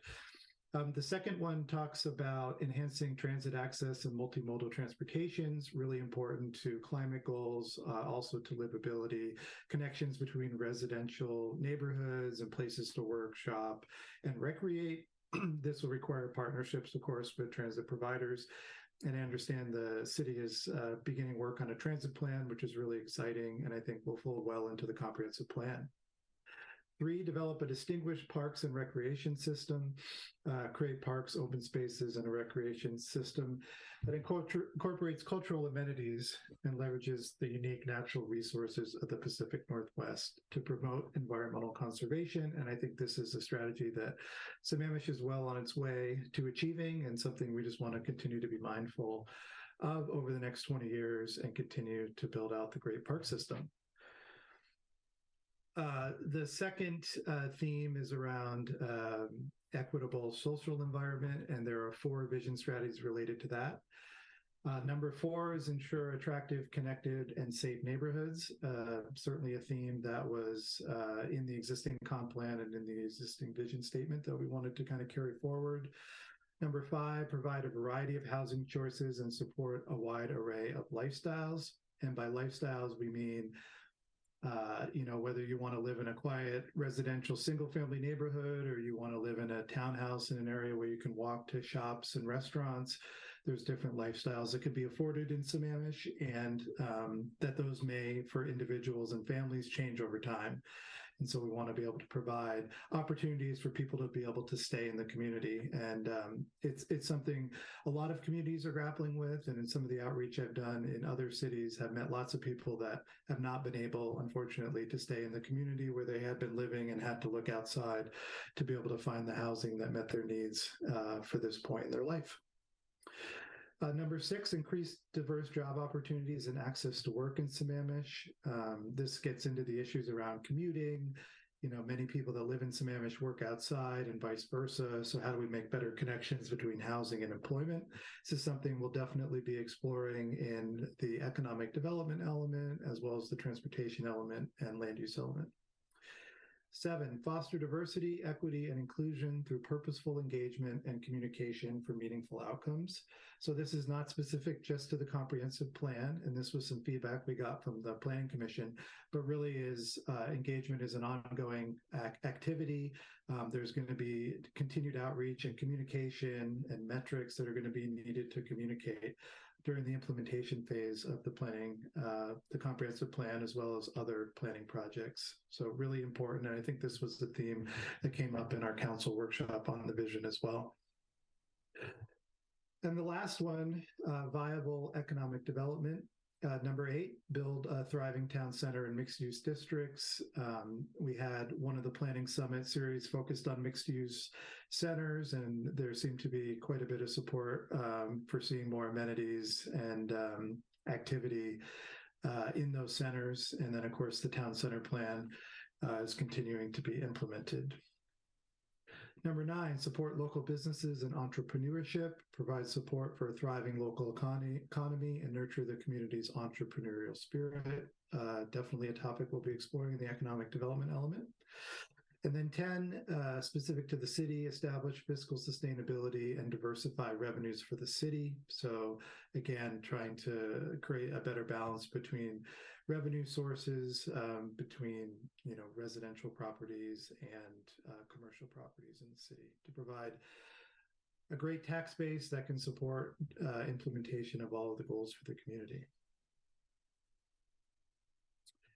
And then finally, this is a graphic version of it that looks at each of the 10 strategies across each of the elements, including the 2 new elements, climate change and economic development.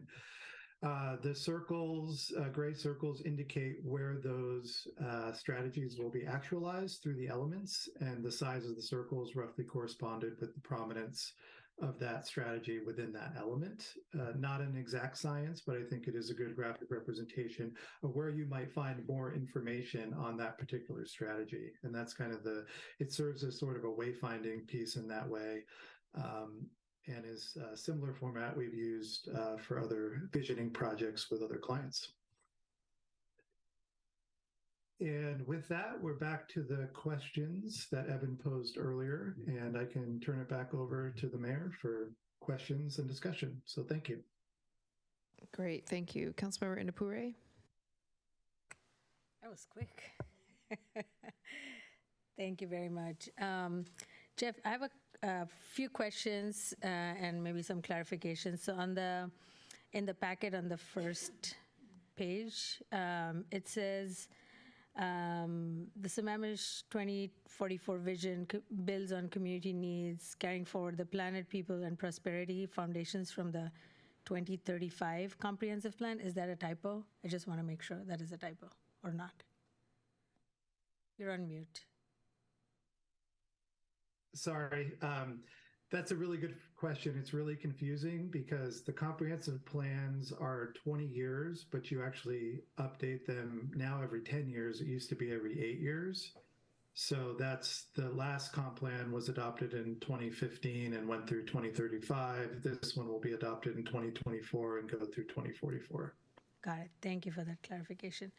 So I was wondering in the vision framework statement, so the vision statement, I think it says a dynamic park system. What was the thought behind choosing that particular word?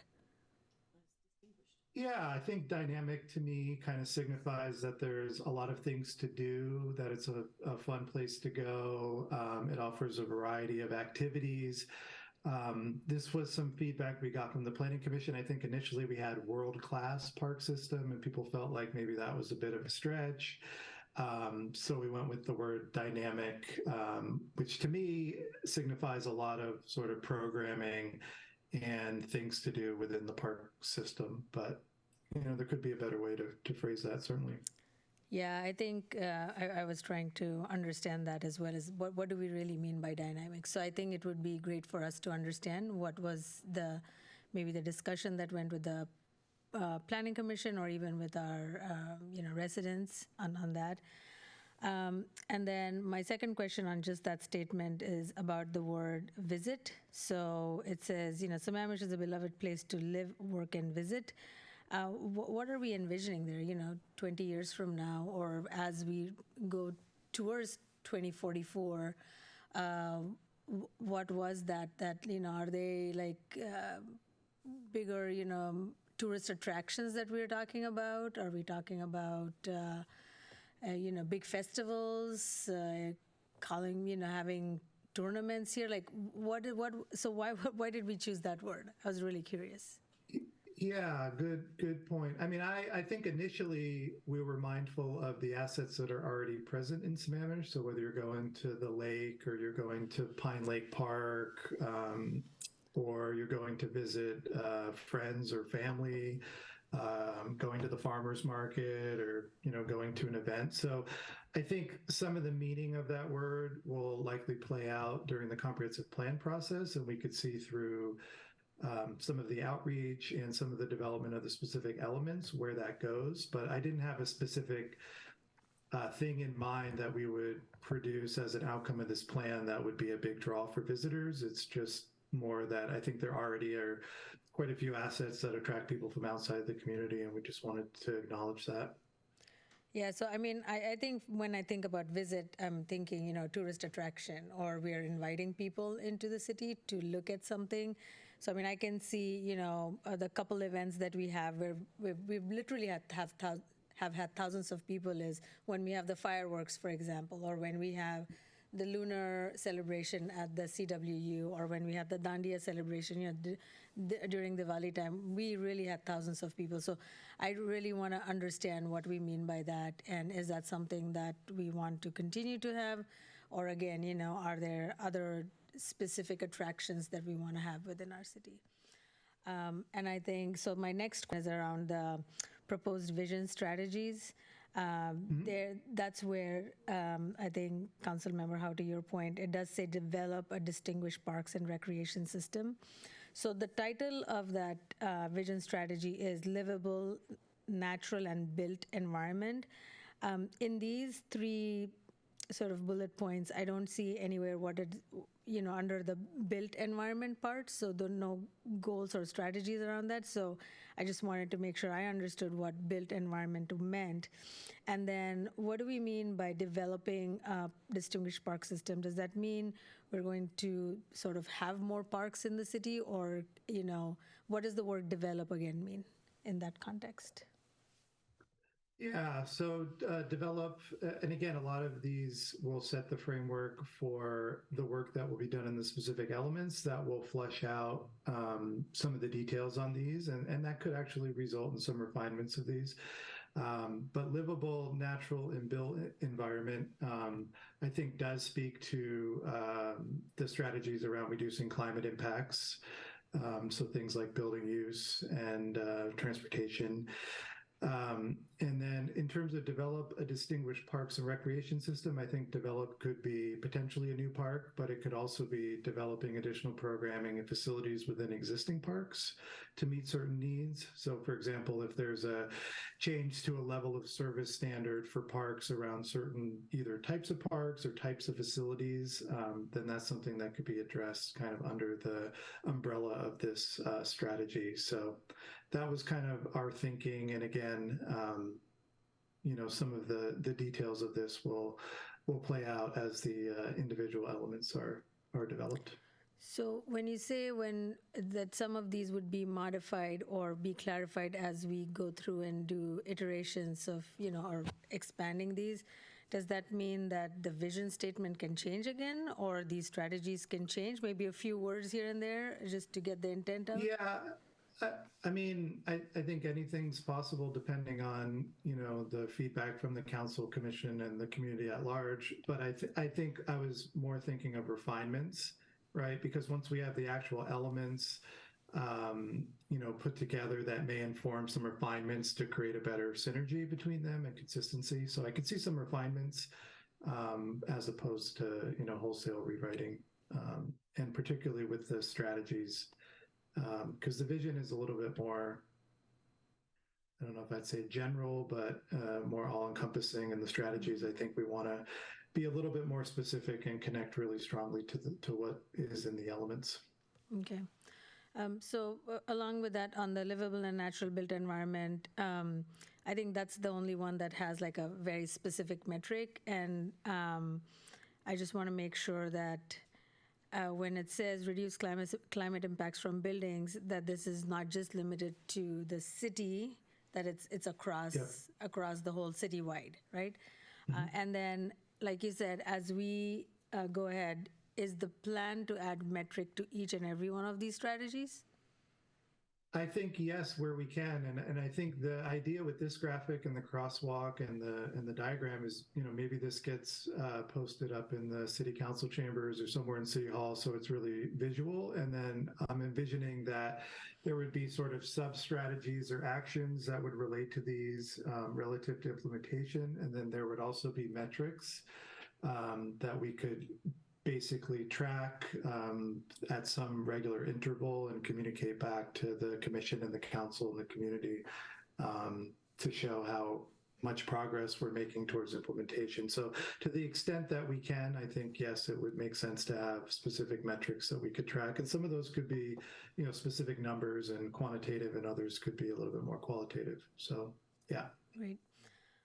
So on the develop a distinguished parks and recreation system, there's a specific call out to incorporating cultural amenities. I was curious what that meant.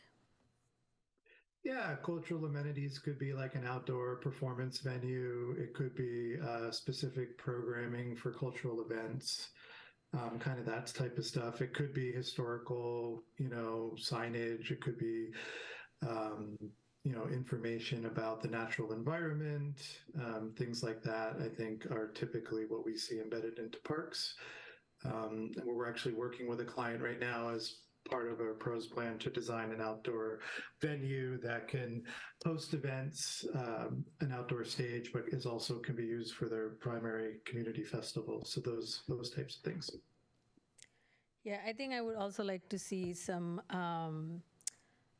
allowance for not, I mean, cultural amenities. That's great, but and it seems like it's more of programming. But what I would like to see is us be more inclusive in our park system, especially when people are differently abled. So that I didn't see come through here. So I would really like to see how we can incorporate that and be very inclusive. Okay. On the equitable social environment, that section, I think for number 5, I had a comment. You know, there is a very specific call out to senior housing supply. And I'm just going to borrow what Councilmember Stewart says all the time. You know, why not housing for our young folks, right? Like, why is, like, for starter homes or, you know, for somebody wanting to rent a studio apartment right here, like, why are we not including that? So I would like to see that included as well. Okay. Under number 7, foster diversity, equity, inclusion. I think there was the city will sustain communication and engagement with the community. I think in addition to community, I would also like to see organizations because they also play a big part in our community, and we have across the city multiple organizations also which bring in that diverse point of view and populations as well. So I would like to see that that included as well. On the viable economic development, I wanted to understand what it meant for number 8, what it meant when it's written enhancing Sammamish's identity. So it says build out the town center with public amenities, enhancing Sammamish's identity. So I just was curious on what that meant. Yeah, I think urban design and the use and function of public space is an opportunity to represent what's important to the community. So if sustainability is important, and I know it is, then that's something that could be reflected, say, in kind of the integration of natural systems, stormwater management and those sorts of things. We know that art is an important element of the community, so maybe there is public art projects that are incorporated into it. Maybe there's unique kind of wayfinding signage that, you know, reflects the local community identity. You know, things like that. It's sort of a form of community expression that could happen, say, in the redevelopment of some of the existing mixed-use centers, like the shopping centers and so forth, as well as in the town center. So that was our thinking there. Right. And I think you mentioned community multiple times. I think one of the things that's really missing, again, is like that having that community center space where people can really congregate and meet. I know I hear a lot about that, that we just don't have that space here. So would love to see that. And then, you know, supporting local businesses and entrepreneurship, I think that's a really good goal. But when you were hearing from the community or planning commission, what was envisioned as far as support goes? You know, we have a chamber here, right? Like, I mean, that does support local businesses and entrepreneurs. Was there anything else that was visioned that was something that the city could do for these businesses? Well, I think first is acknowledging it as a priority. And again, because the city doesn't have an economic development element right now, I mean, there has been some previous economic development work for sure that we can build from. I think, you know, this is kind of a newer piece that's being embedded so specifically into the comp plan vision that it'll take some work to kind of flesh that out. But I think, you know, there's lots of things that communities can do or cities can do to support local businesses, whether it's improvements to infrastructure, whether it's streamlined permitting, whether it's making sure that your zoning and development standards are calibrated to supporting feasible development in local businesses. So it's really a variety of strategies that I think we're going to explore during the economic development element. And it's something that definitely came up in some of our previous outreach. and we've heard as a priority from the Planning Commission and Council. So those were just some of the ideas that we're thinking about. There's also things like business improvement districts that could be developed for places like the town center that provide opportunities for collaboration between public entities such as the city and local businesses as well. So I think it's communication, it's funding, it's regulations, those types of things. Great. So my other last question is around those icons that are next to the vision strategy, like to the headings. Are they, is there a way to modify them so that they can better represent? I mean, I think that as images or icons, they're good, but the first one just has 2 trees. And as we talk about livable, natural, and built environment, I think that's not represented there. The equitable environment, both those figurines look the same. I don't think that captures our, intent of sort of diversity, inclusion, and I don't know how you would display equity. And then the economic development icon really reminds me like of more of human services than economic vitality. So I was just wondering if, and maybe Council Member or Deputy Mayor Lamb might have more suggestions there. But I was just like a little puzzled by them. Sure. Yeah. We're the quick answer. We're happy to make changes to those. And that's easy to do. And we could even come back with a few options, or if there are some specific recommendations or examples, we're certainly happy to take those in and make revisions. Great. And then with that chart that you have, I think visually it was really good to read it, like, the bigger circles. So just to clarify, there are just 2 sizes of circles, right? Okay. Yep. Okay. That's good to know. I found like, and I'm, is it fair to assume that the category or the chapters that has the bigger circle is more, is important, and that it really drives, the comprehensive plan sort of? Yeah. Okay. Yep. Like that would be the ones with the bigger circles would have more information and more weightage as well. Support. Yeah. Okay. So in that, it was interesting to see that, land use had like 6 of those big circles, but then housing just had 2. And, I would think that there is a direct relation between housing and land use. And so why is that? Like, why is it not balanced? Well, land use is really the most foundational element of the comp plan, of which the other elements are based off of. But you do see in things like strategy 5, which is about housing, there's a big circle in both of those. And you also see it in the sort of jobs or employment and residential connections there.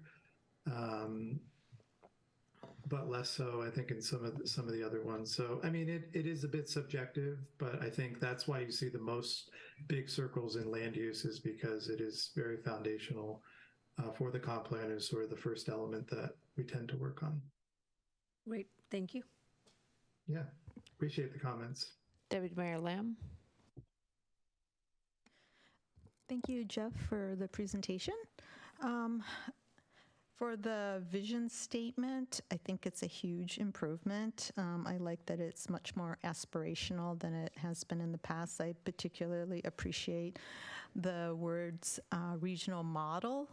We often look at other cities, as examples for one thing or another, and it would be great for like other people or other cities to start referring to Sammamish in ways when they're looking at things that they're trying to improve. So I really appreciate seeing that.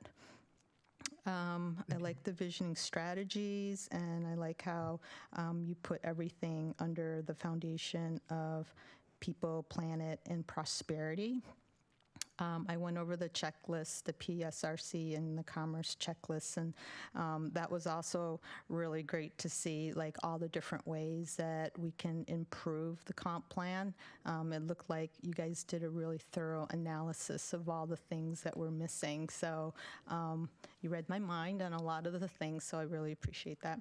The one thing that I am struggling with, and I have brought this up in the past, and David, I don't know if you kind of know what I'm going to be saying again, but I had brought up in the past that in the last vision meeting that we had, and also in the our council retreat, that we are missing our core values and our principles and the lens through which we look through when we create, policy.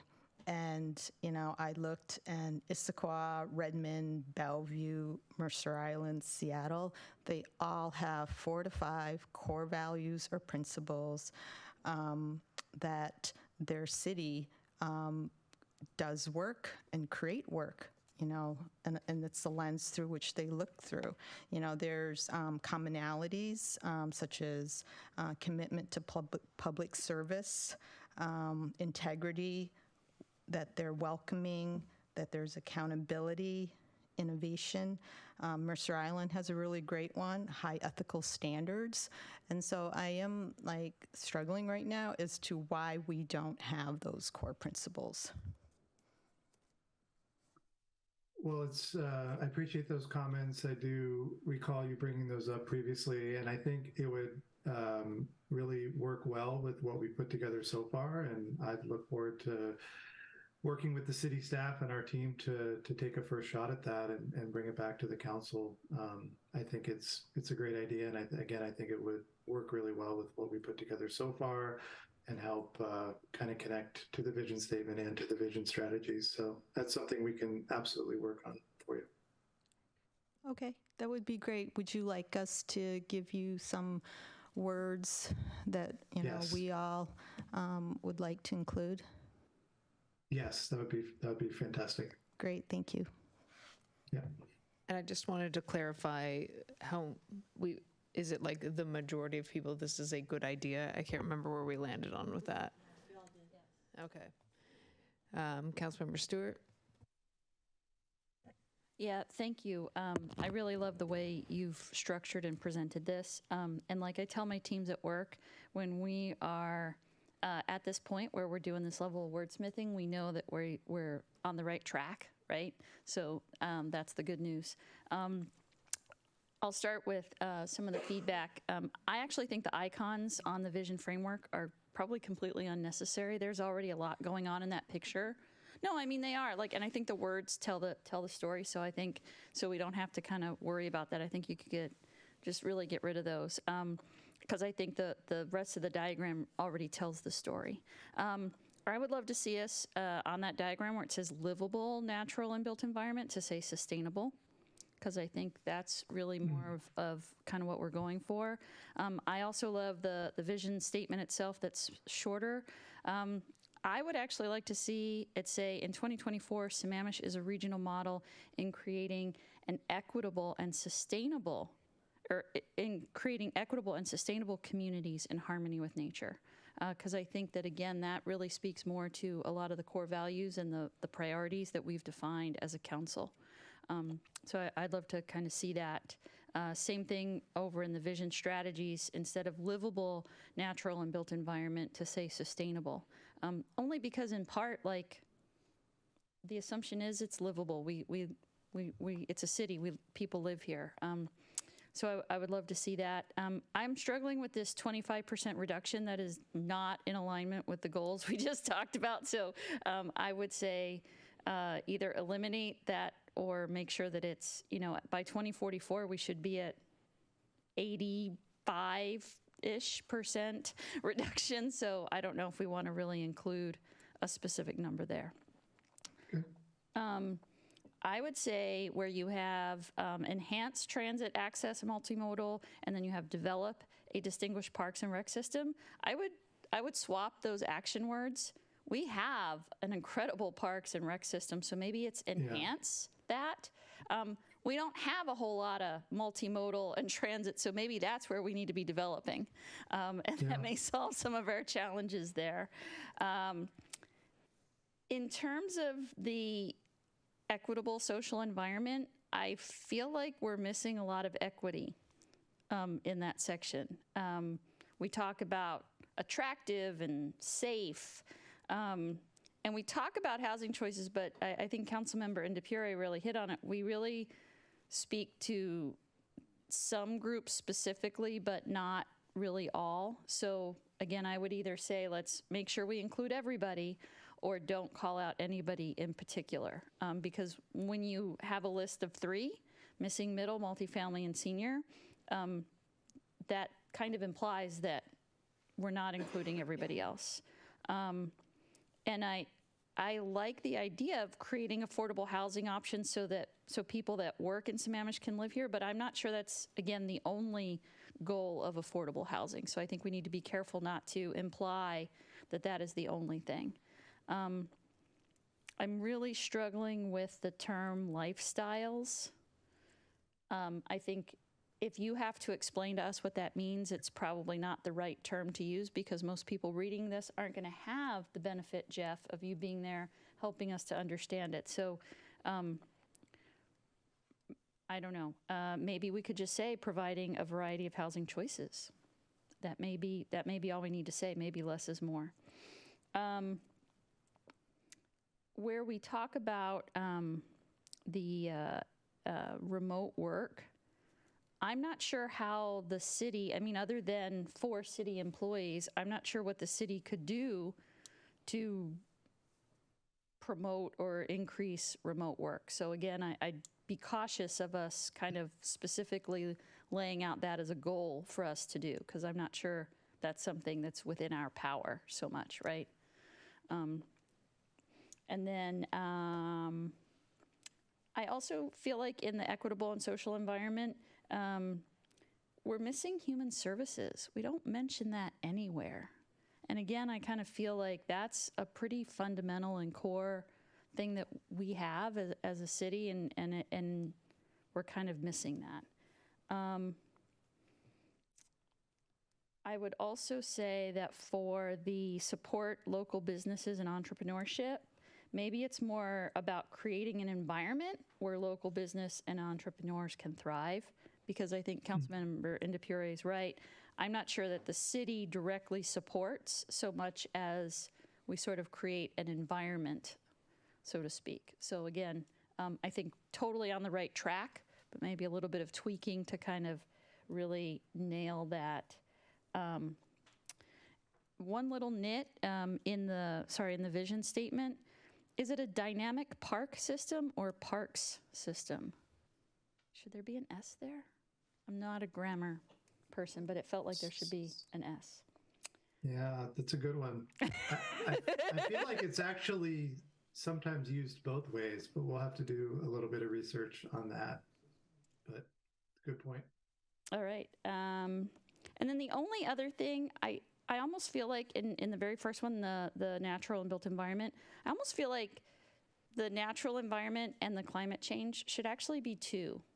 That there should be one talking about what we want to do to reduce our climate impacts, and then another one that talks about the natural environment. While they are very related, the things we do for those are somewhat different. And I feel like we could get a lot more clarity there if we split that in 2. And then to the point on the bubbles thing, I'm pretty sure that transit and housing are hand in hand. So like there's no bubble under housing on the transit line. So that felt like kind of a big deal there. But other than that, I do love this. I think we're heading in the right direction. And then my only other comment overall is, can we just make sure, because we have lots of pretty colors, which is great, but oftentimes our colors are not easily readable for those with vision impairment. So if we can just make sure that all of this is accessible for people with vision challenges, that would be great. Thanks. Great. Yeah, appreciate that. Lots of great comments. We'll make sure we track and respond to those. And we did run this, I meant to mention this earlier, we did run it through an accessibility checker and it did pass. Councilmember Howe? Thank you. I have just a few comments. I'll just bring up a couple of nitpicking things first. The first one, there's a kind of a question mark about capitalizing words that don't require capitalization. Or if we're going to do it, then we need to be consistent. So that could be a typo with your headers, your subheads are all capped, except for neighborhoods on number 4. Okay, and the other question I had too is enhanced transit access and multimodal transportations. Or am I looking at, it just looked like that. It just looked like a typo. But I struggle with capitalizing words that aren't proper nouns. So that's a nit. I'll let that go and I'll let you guys work on that. The other thing that I was going to mention too is that in our initial statement, when we talk about the fact that we create communities, not that we are a community, was that intentional? It also implied that we're like a developer, that we create communities. And I'm not convinced that that's where we are. So I kind of got stuck with that one. We can definitely revisit that one. I think it is a little bit of a different way of articulating it, but I think the intent, and maybe this wasn't clear, is that there are sort of multiple communities within the community, right? Yeah, I did get it. I understood it, but it tripped me to begin with. And then I thought, well, are we talking neighborhoods? Are we talking communities? Aren't we a community? So I it did a rock tumbler thing. So that, I just wanted to bring it up as to pose the question. We can absolutely lose the icons. They're like this disappear, and that would be great because less visual confusion would be awesome. The other question I had, I'll just kind of go down my list now with when we talk about enhanced transit access, which is, extremely important. I know what we're going to struggle with this is we don't have control over that. I mean, the access, yes, but not the transit itself. And so I want to make sure that we're coming up with things that we can actually transact on and that we can really deliver. As we move down to number 4, I take Councilmember Stewart's point. We talk about a place where kids and families can feel safe, but we don't say seniors. So it's one of those things where it's everybody or it's nobody. I kind of like calling it out a little bit because it shows intent, but it does make for a longer and harder to grok in terms of understanding the paragraph. So it might less might be more. It's everyone, that type of a thing. The other point I was going to try to make too is that services were brought up as being a missing function, but as a contract city, we don't actually provide the services per se. We try to provide that support. So somehow I was trying to figure out how do we get that intersection of we are a supportive environment, whether it's a business, whether it's a human being. For kids, it's happy, healthy, safe, and thriving. That's the best starts for kids motto. And so I was trying to figure out how do I put that humanity into this? Because that is the piece that's missing for me is I don't feel the human part. Now, I'm optimistic that what's going to happen with the core values, that will give me my humanity. Because ultimately, we're a place of humans, of life. We want to be happy, healthy, safe, and thriving. And so that's ultimately where we all want to be. And so that's kind of that one kind of squishy piece. I'm not quite sure how to build that in because I don't want to detract from the very excellent points that you've made in this document. But that humanity piece is somehow be great to have it welded in there. And it's very likely the core values will actually bring that forward. That's great. Appreciate that. Councilmember Trine, do you have anything? Yeah, go ahead. Yeah, thank you, Mayor. so I think wow, a lot of good stuff coming your guys' way. So good luck with synthesizing that. On the vision framework itself, I think check into parallelism in your writing of the second sentence. The first sentence is fine. Second sentence, I think, yeah, like everyone says, dynamic park system. Okay, you need to just look at that. Attractive mixed-use centers, good. Connected residential neighborhoods follows the theme that you then would do parallelism here. Thriving local businesses, active cultural scenes. So you have a little bit of challenge with the first one, and then the connected neighborhoods, if you really make it more memorable and easier to read, I'd throw another word in, connected residential neighborhoods. Yeah, get rid of the visuals. Everyone said that, so I don't need to repeat it, but I did. Under the number 1 on livable, natural, and built environment, I think good suggestion was to split those two up on the natural environment and climate, and then put in your measurements on your tree canopy, and then how you're gonna, do some preservation, and then you have your CO2, your emissions thing on the second part in climate. So it seems to me that would be kind of an easy fix. I agree with Councilmember Howe on number 2 about, make it realistic about transit. I don't even understand what a transit network is for Sammamish yet, unless we just call it 228th.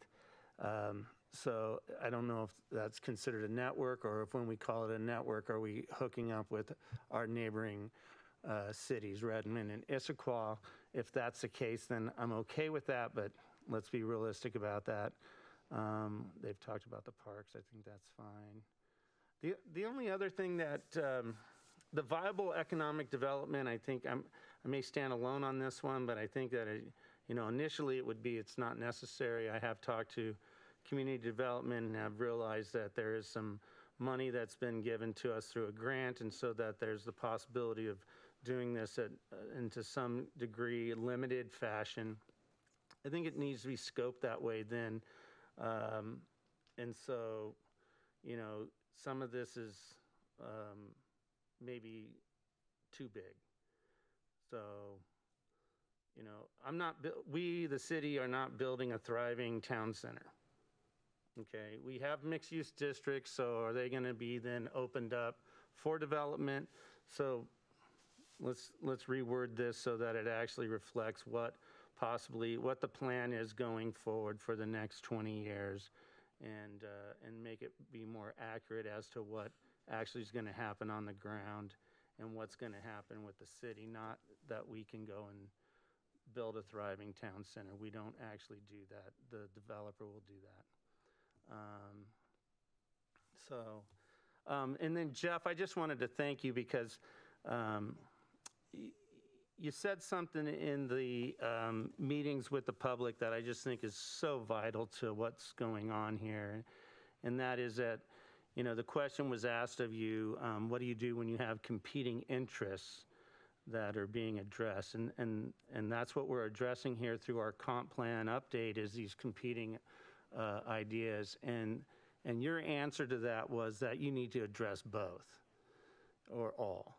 And so I really appreciate the fact that you and your team have worked diligently to bring those competing ideas, concepts, or competing things that are automatically already ingrained into the comprehensive plan, and you're trying to bring those together in a living document.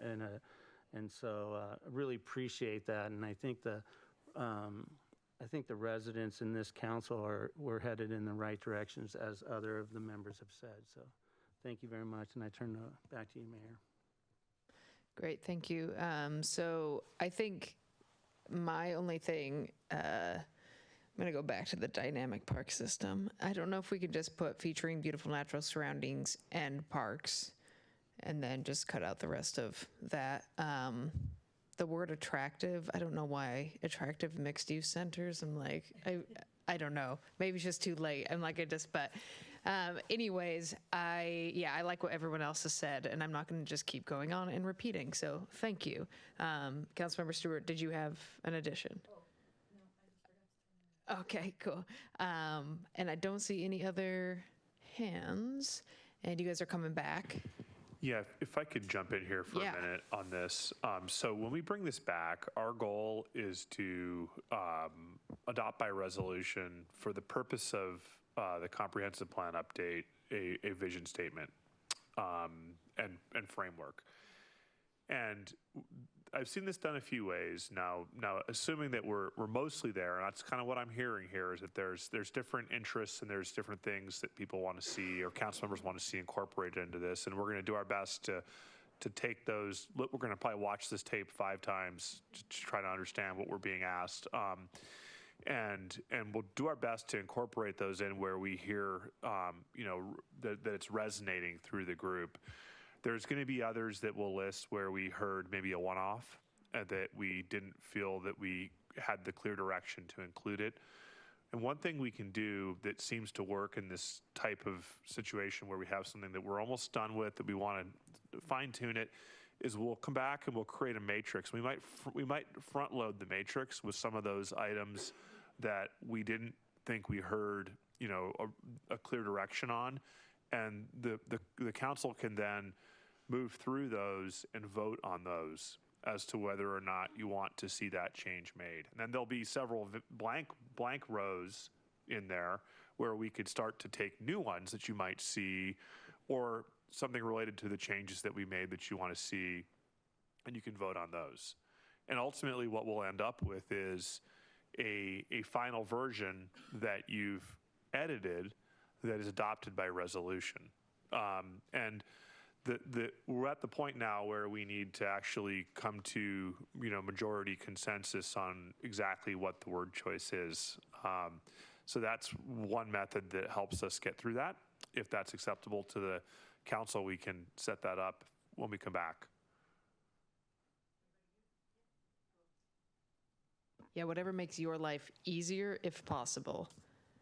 That makes it very clear. Cool. We'll make sure to get this one published, with enough time for you to have a lot of, time reviewing it beforehand.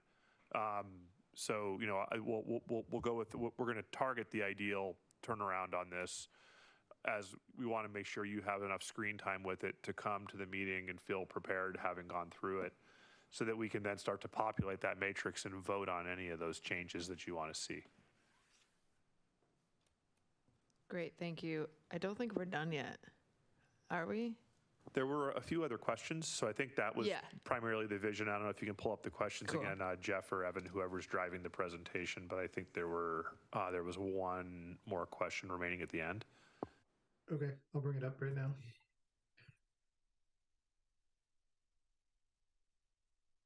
Screen.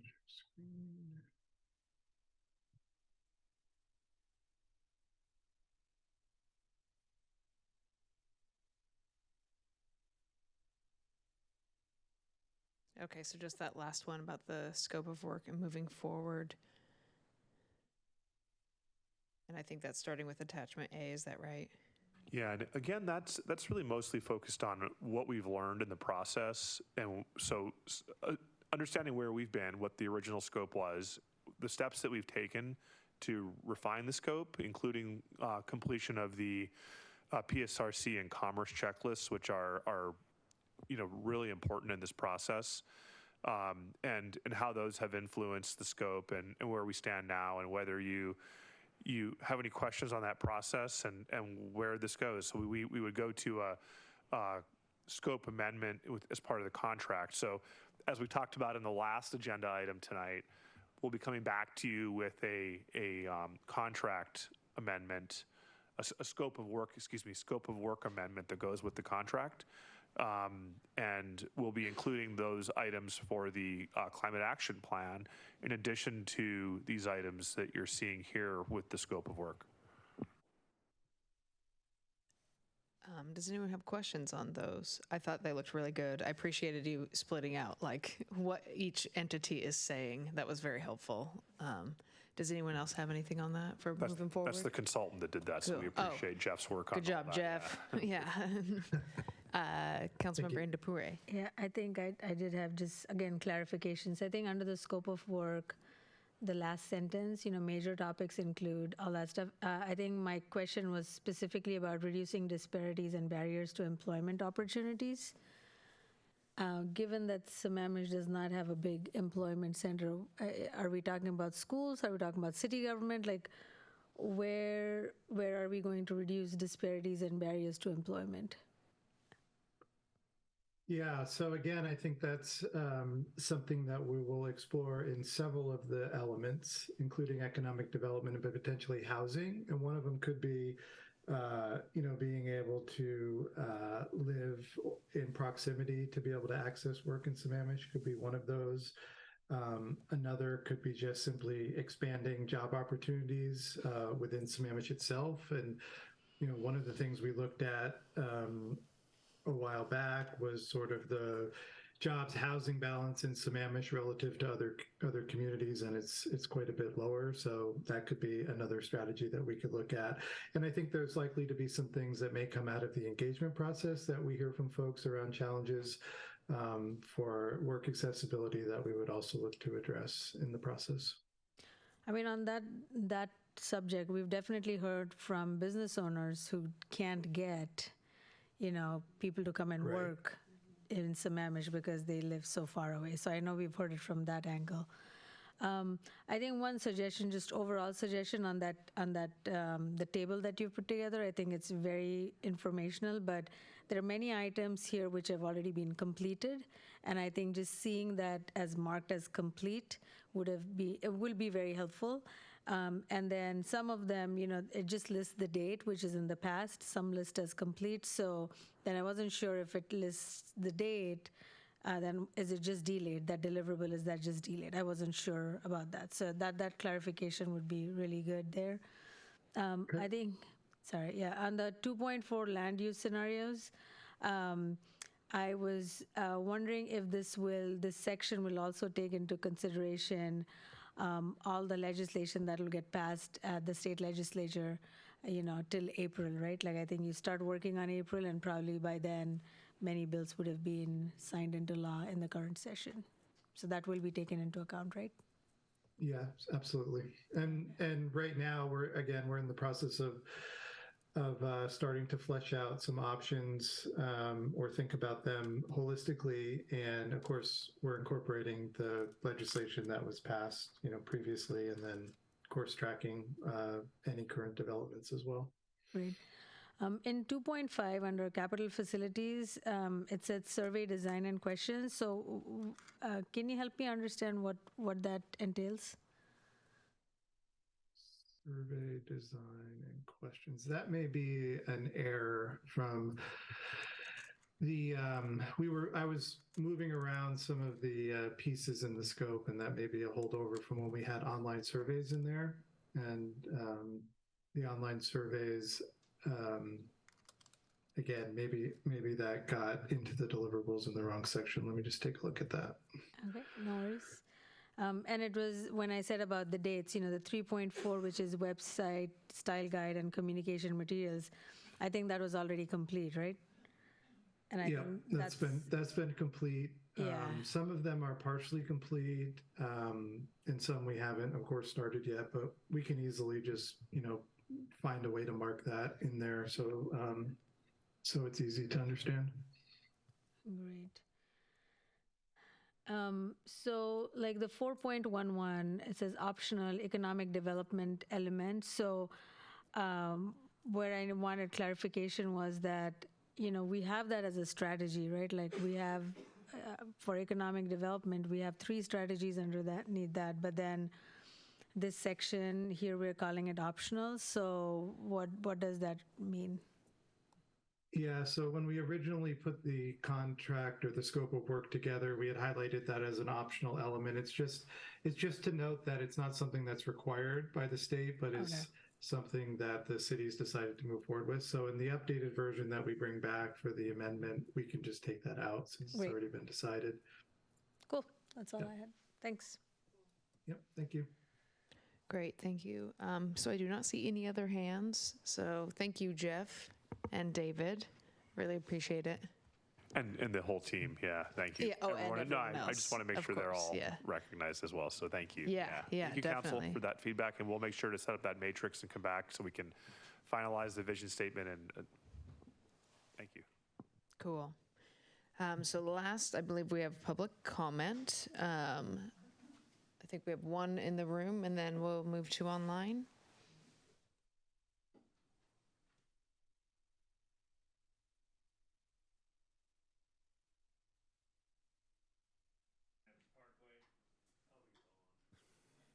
James Eastman, East Lake Sammamish Parkway. I want to remind council that this is called the Climate Action Plan, not just climate plan. We've done all sorts of planning over the last 20 years since we've been a city, and very little action.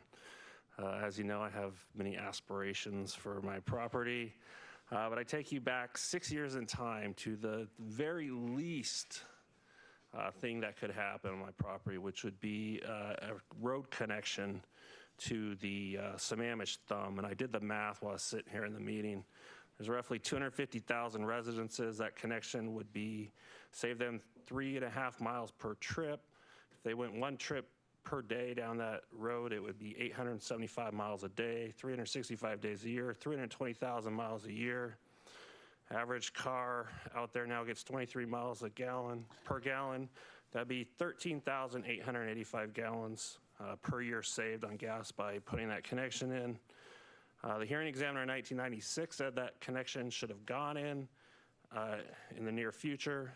So that was 25 years ago. So times that 14,000 gallons of gas by the 25 years that it should have been in, that would have been 350,000 gallons of gas that we could have saved if we would have done a little bit more action in our planning, which times 20 pounds of carbon dioxide per gallon of gas would be 7 million pounds of carbon dioxide removed by putting that connection in. And that's the smallest thing I'm planning or proposing on my property. Bringing high-paying tech jobs would just blow that number out of the water. And so some of the strategies in your vision strategy, a lot of the uses I proposed on my property align with them perfectly. So I'm hopeful that the city council will engage me as part of this scope update and take me up on this. And we put some action into this planning that we're doing. Thank you. Thank you.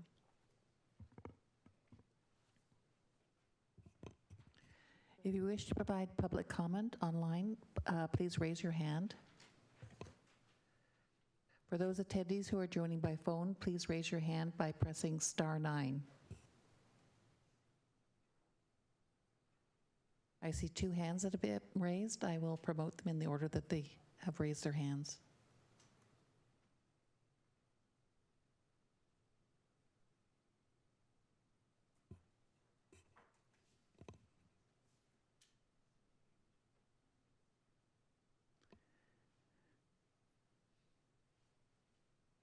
Mary Wichter. Hi, good evening. This is Mary Wichter, Sammamish for 20 years. Really great input from people. I wanted to just say a few things on the vision. We definitely need economic development, climate mitigation, and develop land use alternatives, which are super important. I did note that the Mercer Island link that talked about the resolution in there, if you click it, it does say on there that Mercer Island uses work groups for both housing and economic development. So I think our city, in addition to sustainability, should consider doing that. I wanted to object vehemently and extremely strongly to the very first page of the vision, which is shown on page 18 of the 50 pages in the packet tonight. That graphic, which has a drawing, has very small old houses up on top of the plateau, And then it's got really large houses and buildings right as the slopes go into the steep slopes area where we're not supposed to be building. And then it goes into taller homes on the lower part of the slope. And that is not how we should be building on erosion, landslide, and steep slope hazards. So I'm hoping that that graphic can be changed or deleted, or use a photo, or use some artwork if you just need that very first page of the vision. I didn't make comments before because I actually thought that it was just sort of a thing that you were using for to introduce topics to people, but I understand that it is supposed to be the very first page of the vision. We will have it for the next 20 years, and it should not be in direct visual presumption of what we are supposed to be doing for critical areas, which are also required. So I did give feedback to Evan Fisher, cut him up the picture, but I think you could literally just delete it or use something different. So I hope that you'll do that. Also, I was a little bit sad that all the input that was put in from the planning commissioners, that did get in the matrix, but nothing from the public comment did. So I don't want our comments to be ignored or disregarded. In fact, in some cases, our comments actually dovetail with things like some of the council members said tonight. So I think it's important to make sure that anything that's key from public is at least looked at with some changes. I also noted that the 2015 comprehensive plan actually has art in it. Like I gave us in my written public comment, I gave you a sample of the introduction page. It just has an art background that was done by somebody with a haiku. I think that's really great. I think anywhere that we have the word culture, we should add arts to it. And art isn't just visual art or sculpture, it's performing arts and it's musical things. So I think that needs to be in our city within the next 20 years. So I hope that you'll consider adding that somewhere. I did agree with people on deleting of those icons, or at least showing like people of different colors, sizes, work hats, or a cane or something to represent diversity in people. I also noted that on the composite page, or where they all have the vision strategies, there's nothing on that page that talks about affordable or affordability. And there is affordable housing, but there's also affordability. So I hope that you'll look at the comments. I did re-email them, and thank you for the time speaking this night. Thank you.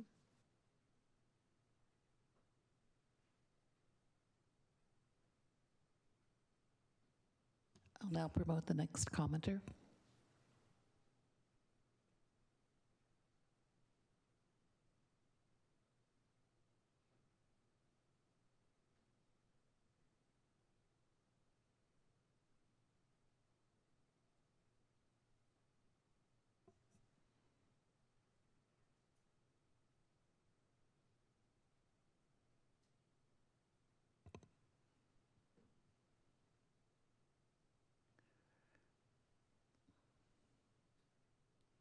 Rishi Hazra.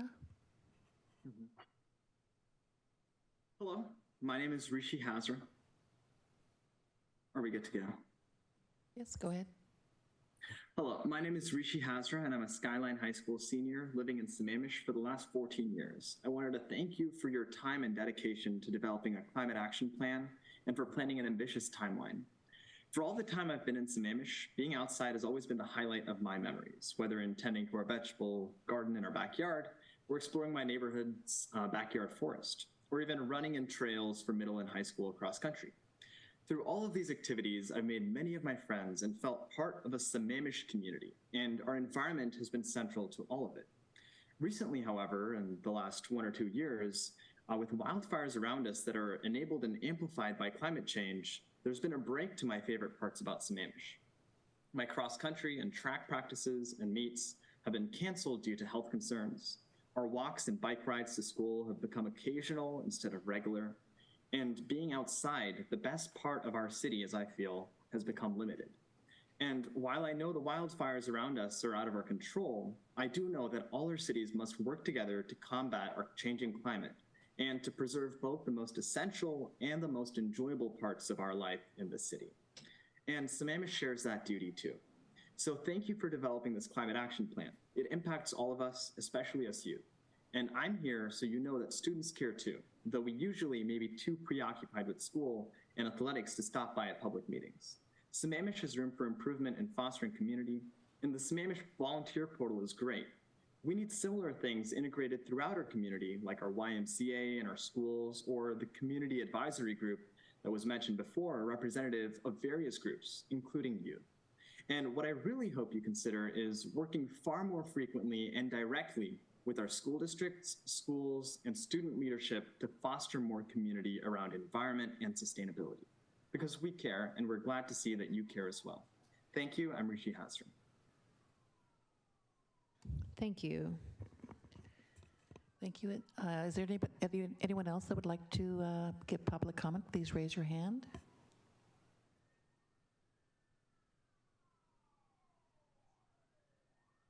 I see one additional commenter. I'll transfer them now.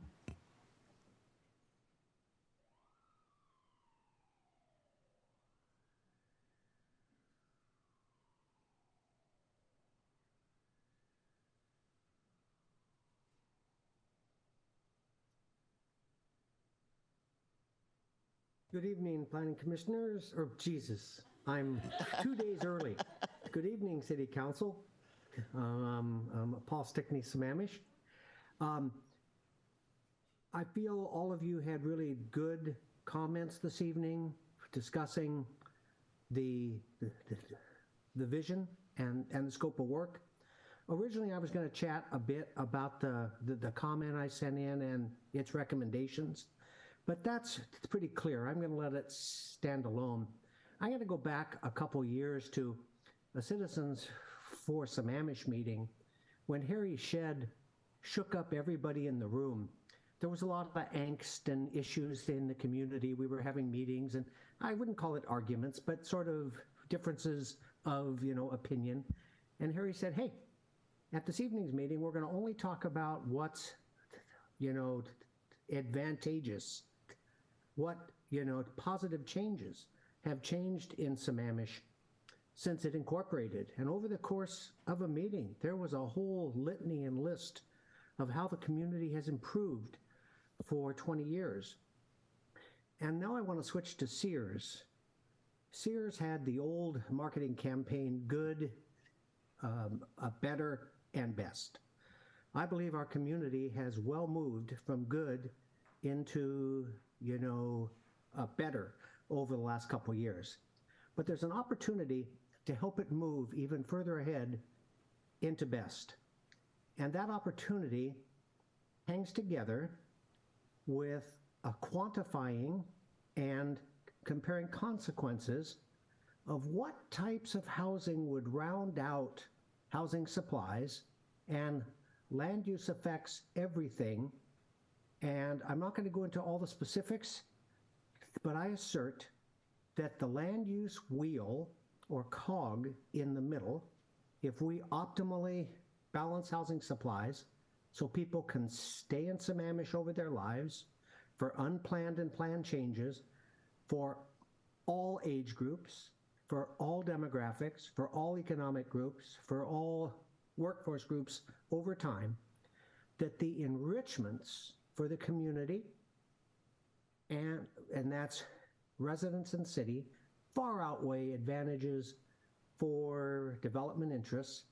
And this is the one thing that our community has never really deeply and adequately planned for. And it's the one thing that can bring the most positive outcomes to virtually everything in our community now and sustainably and for generations to come. Appreciate the chance for the ad lib comment. And again, good discussions tonight on the vision and the comp plan scope of work. Appreciate the opportunity to share tonight. Thank you. Thank you. That concludes public comment. I'll turn it back to you. Great, thank you. All right, is there anything else for the good of the order? All right. Good night. Oh, yep. I just want to, we had our EFR meeting, and I apologize, I haven't done a written report. I don't think there was anything super major. We did re-elect the chair and vice chair, so there's some continuity while we have a new fire chief. And I think that was probably the biggest item that we had on that. So, but I did want to let you guys know we had that. Councilman Rao. And Kent, Trina, and I were also at the ETP meeting was it Friday? Friday. And so we'll be sending out a report on that. There, what would just look like is that we were in a transit desert. And so I pointed that out, that actually we're seeing some Metro increases in that we see students using Metro. And that I'm hoping that they're tracking that, because it should show a behavioral shift, because that's a new thing. And I'm optimistic it'll actually show, just a real reason why they need to increase our options. So that popped up, and that's, Kent, do you have more? Deputy Mayor Lamb? Oh, I just wanted to mention that tomorrow and Thursday, Councilmember Howe and Stewart and staff and the city manager will be heading down to Olympia to try to get support from our legislators for our legislative priorities. Funding support. Great. All right. Thank you, everybody. Good night.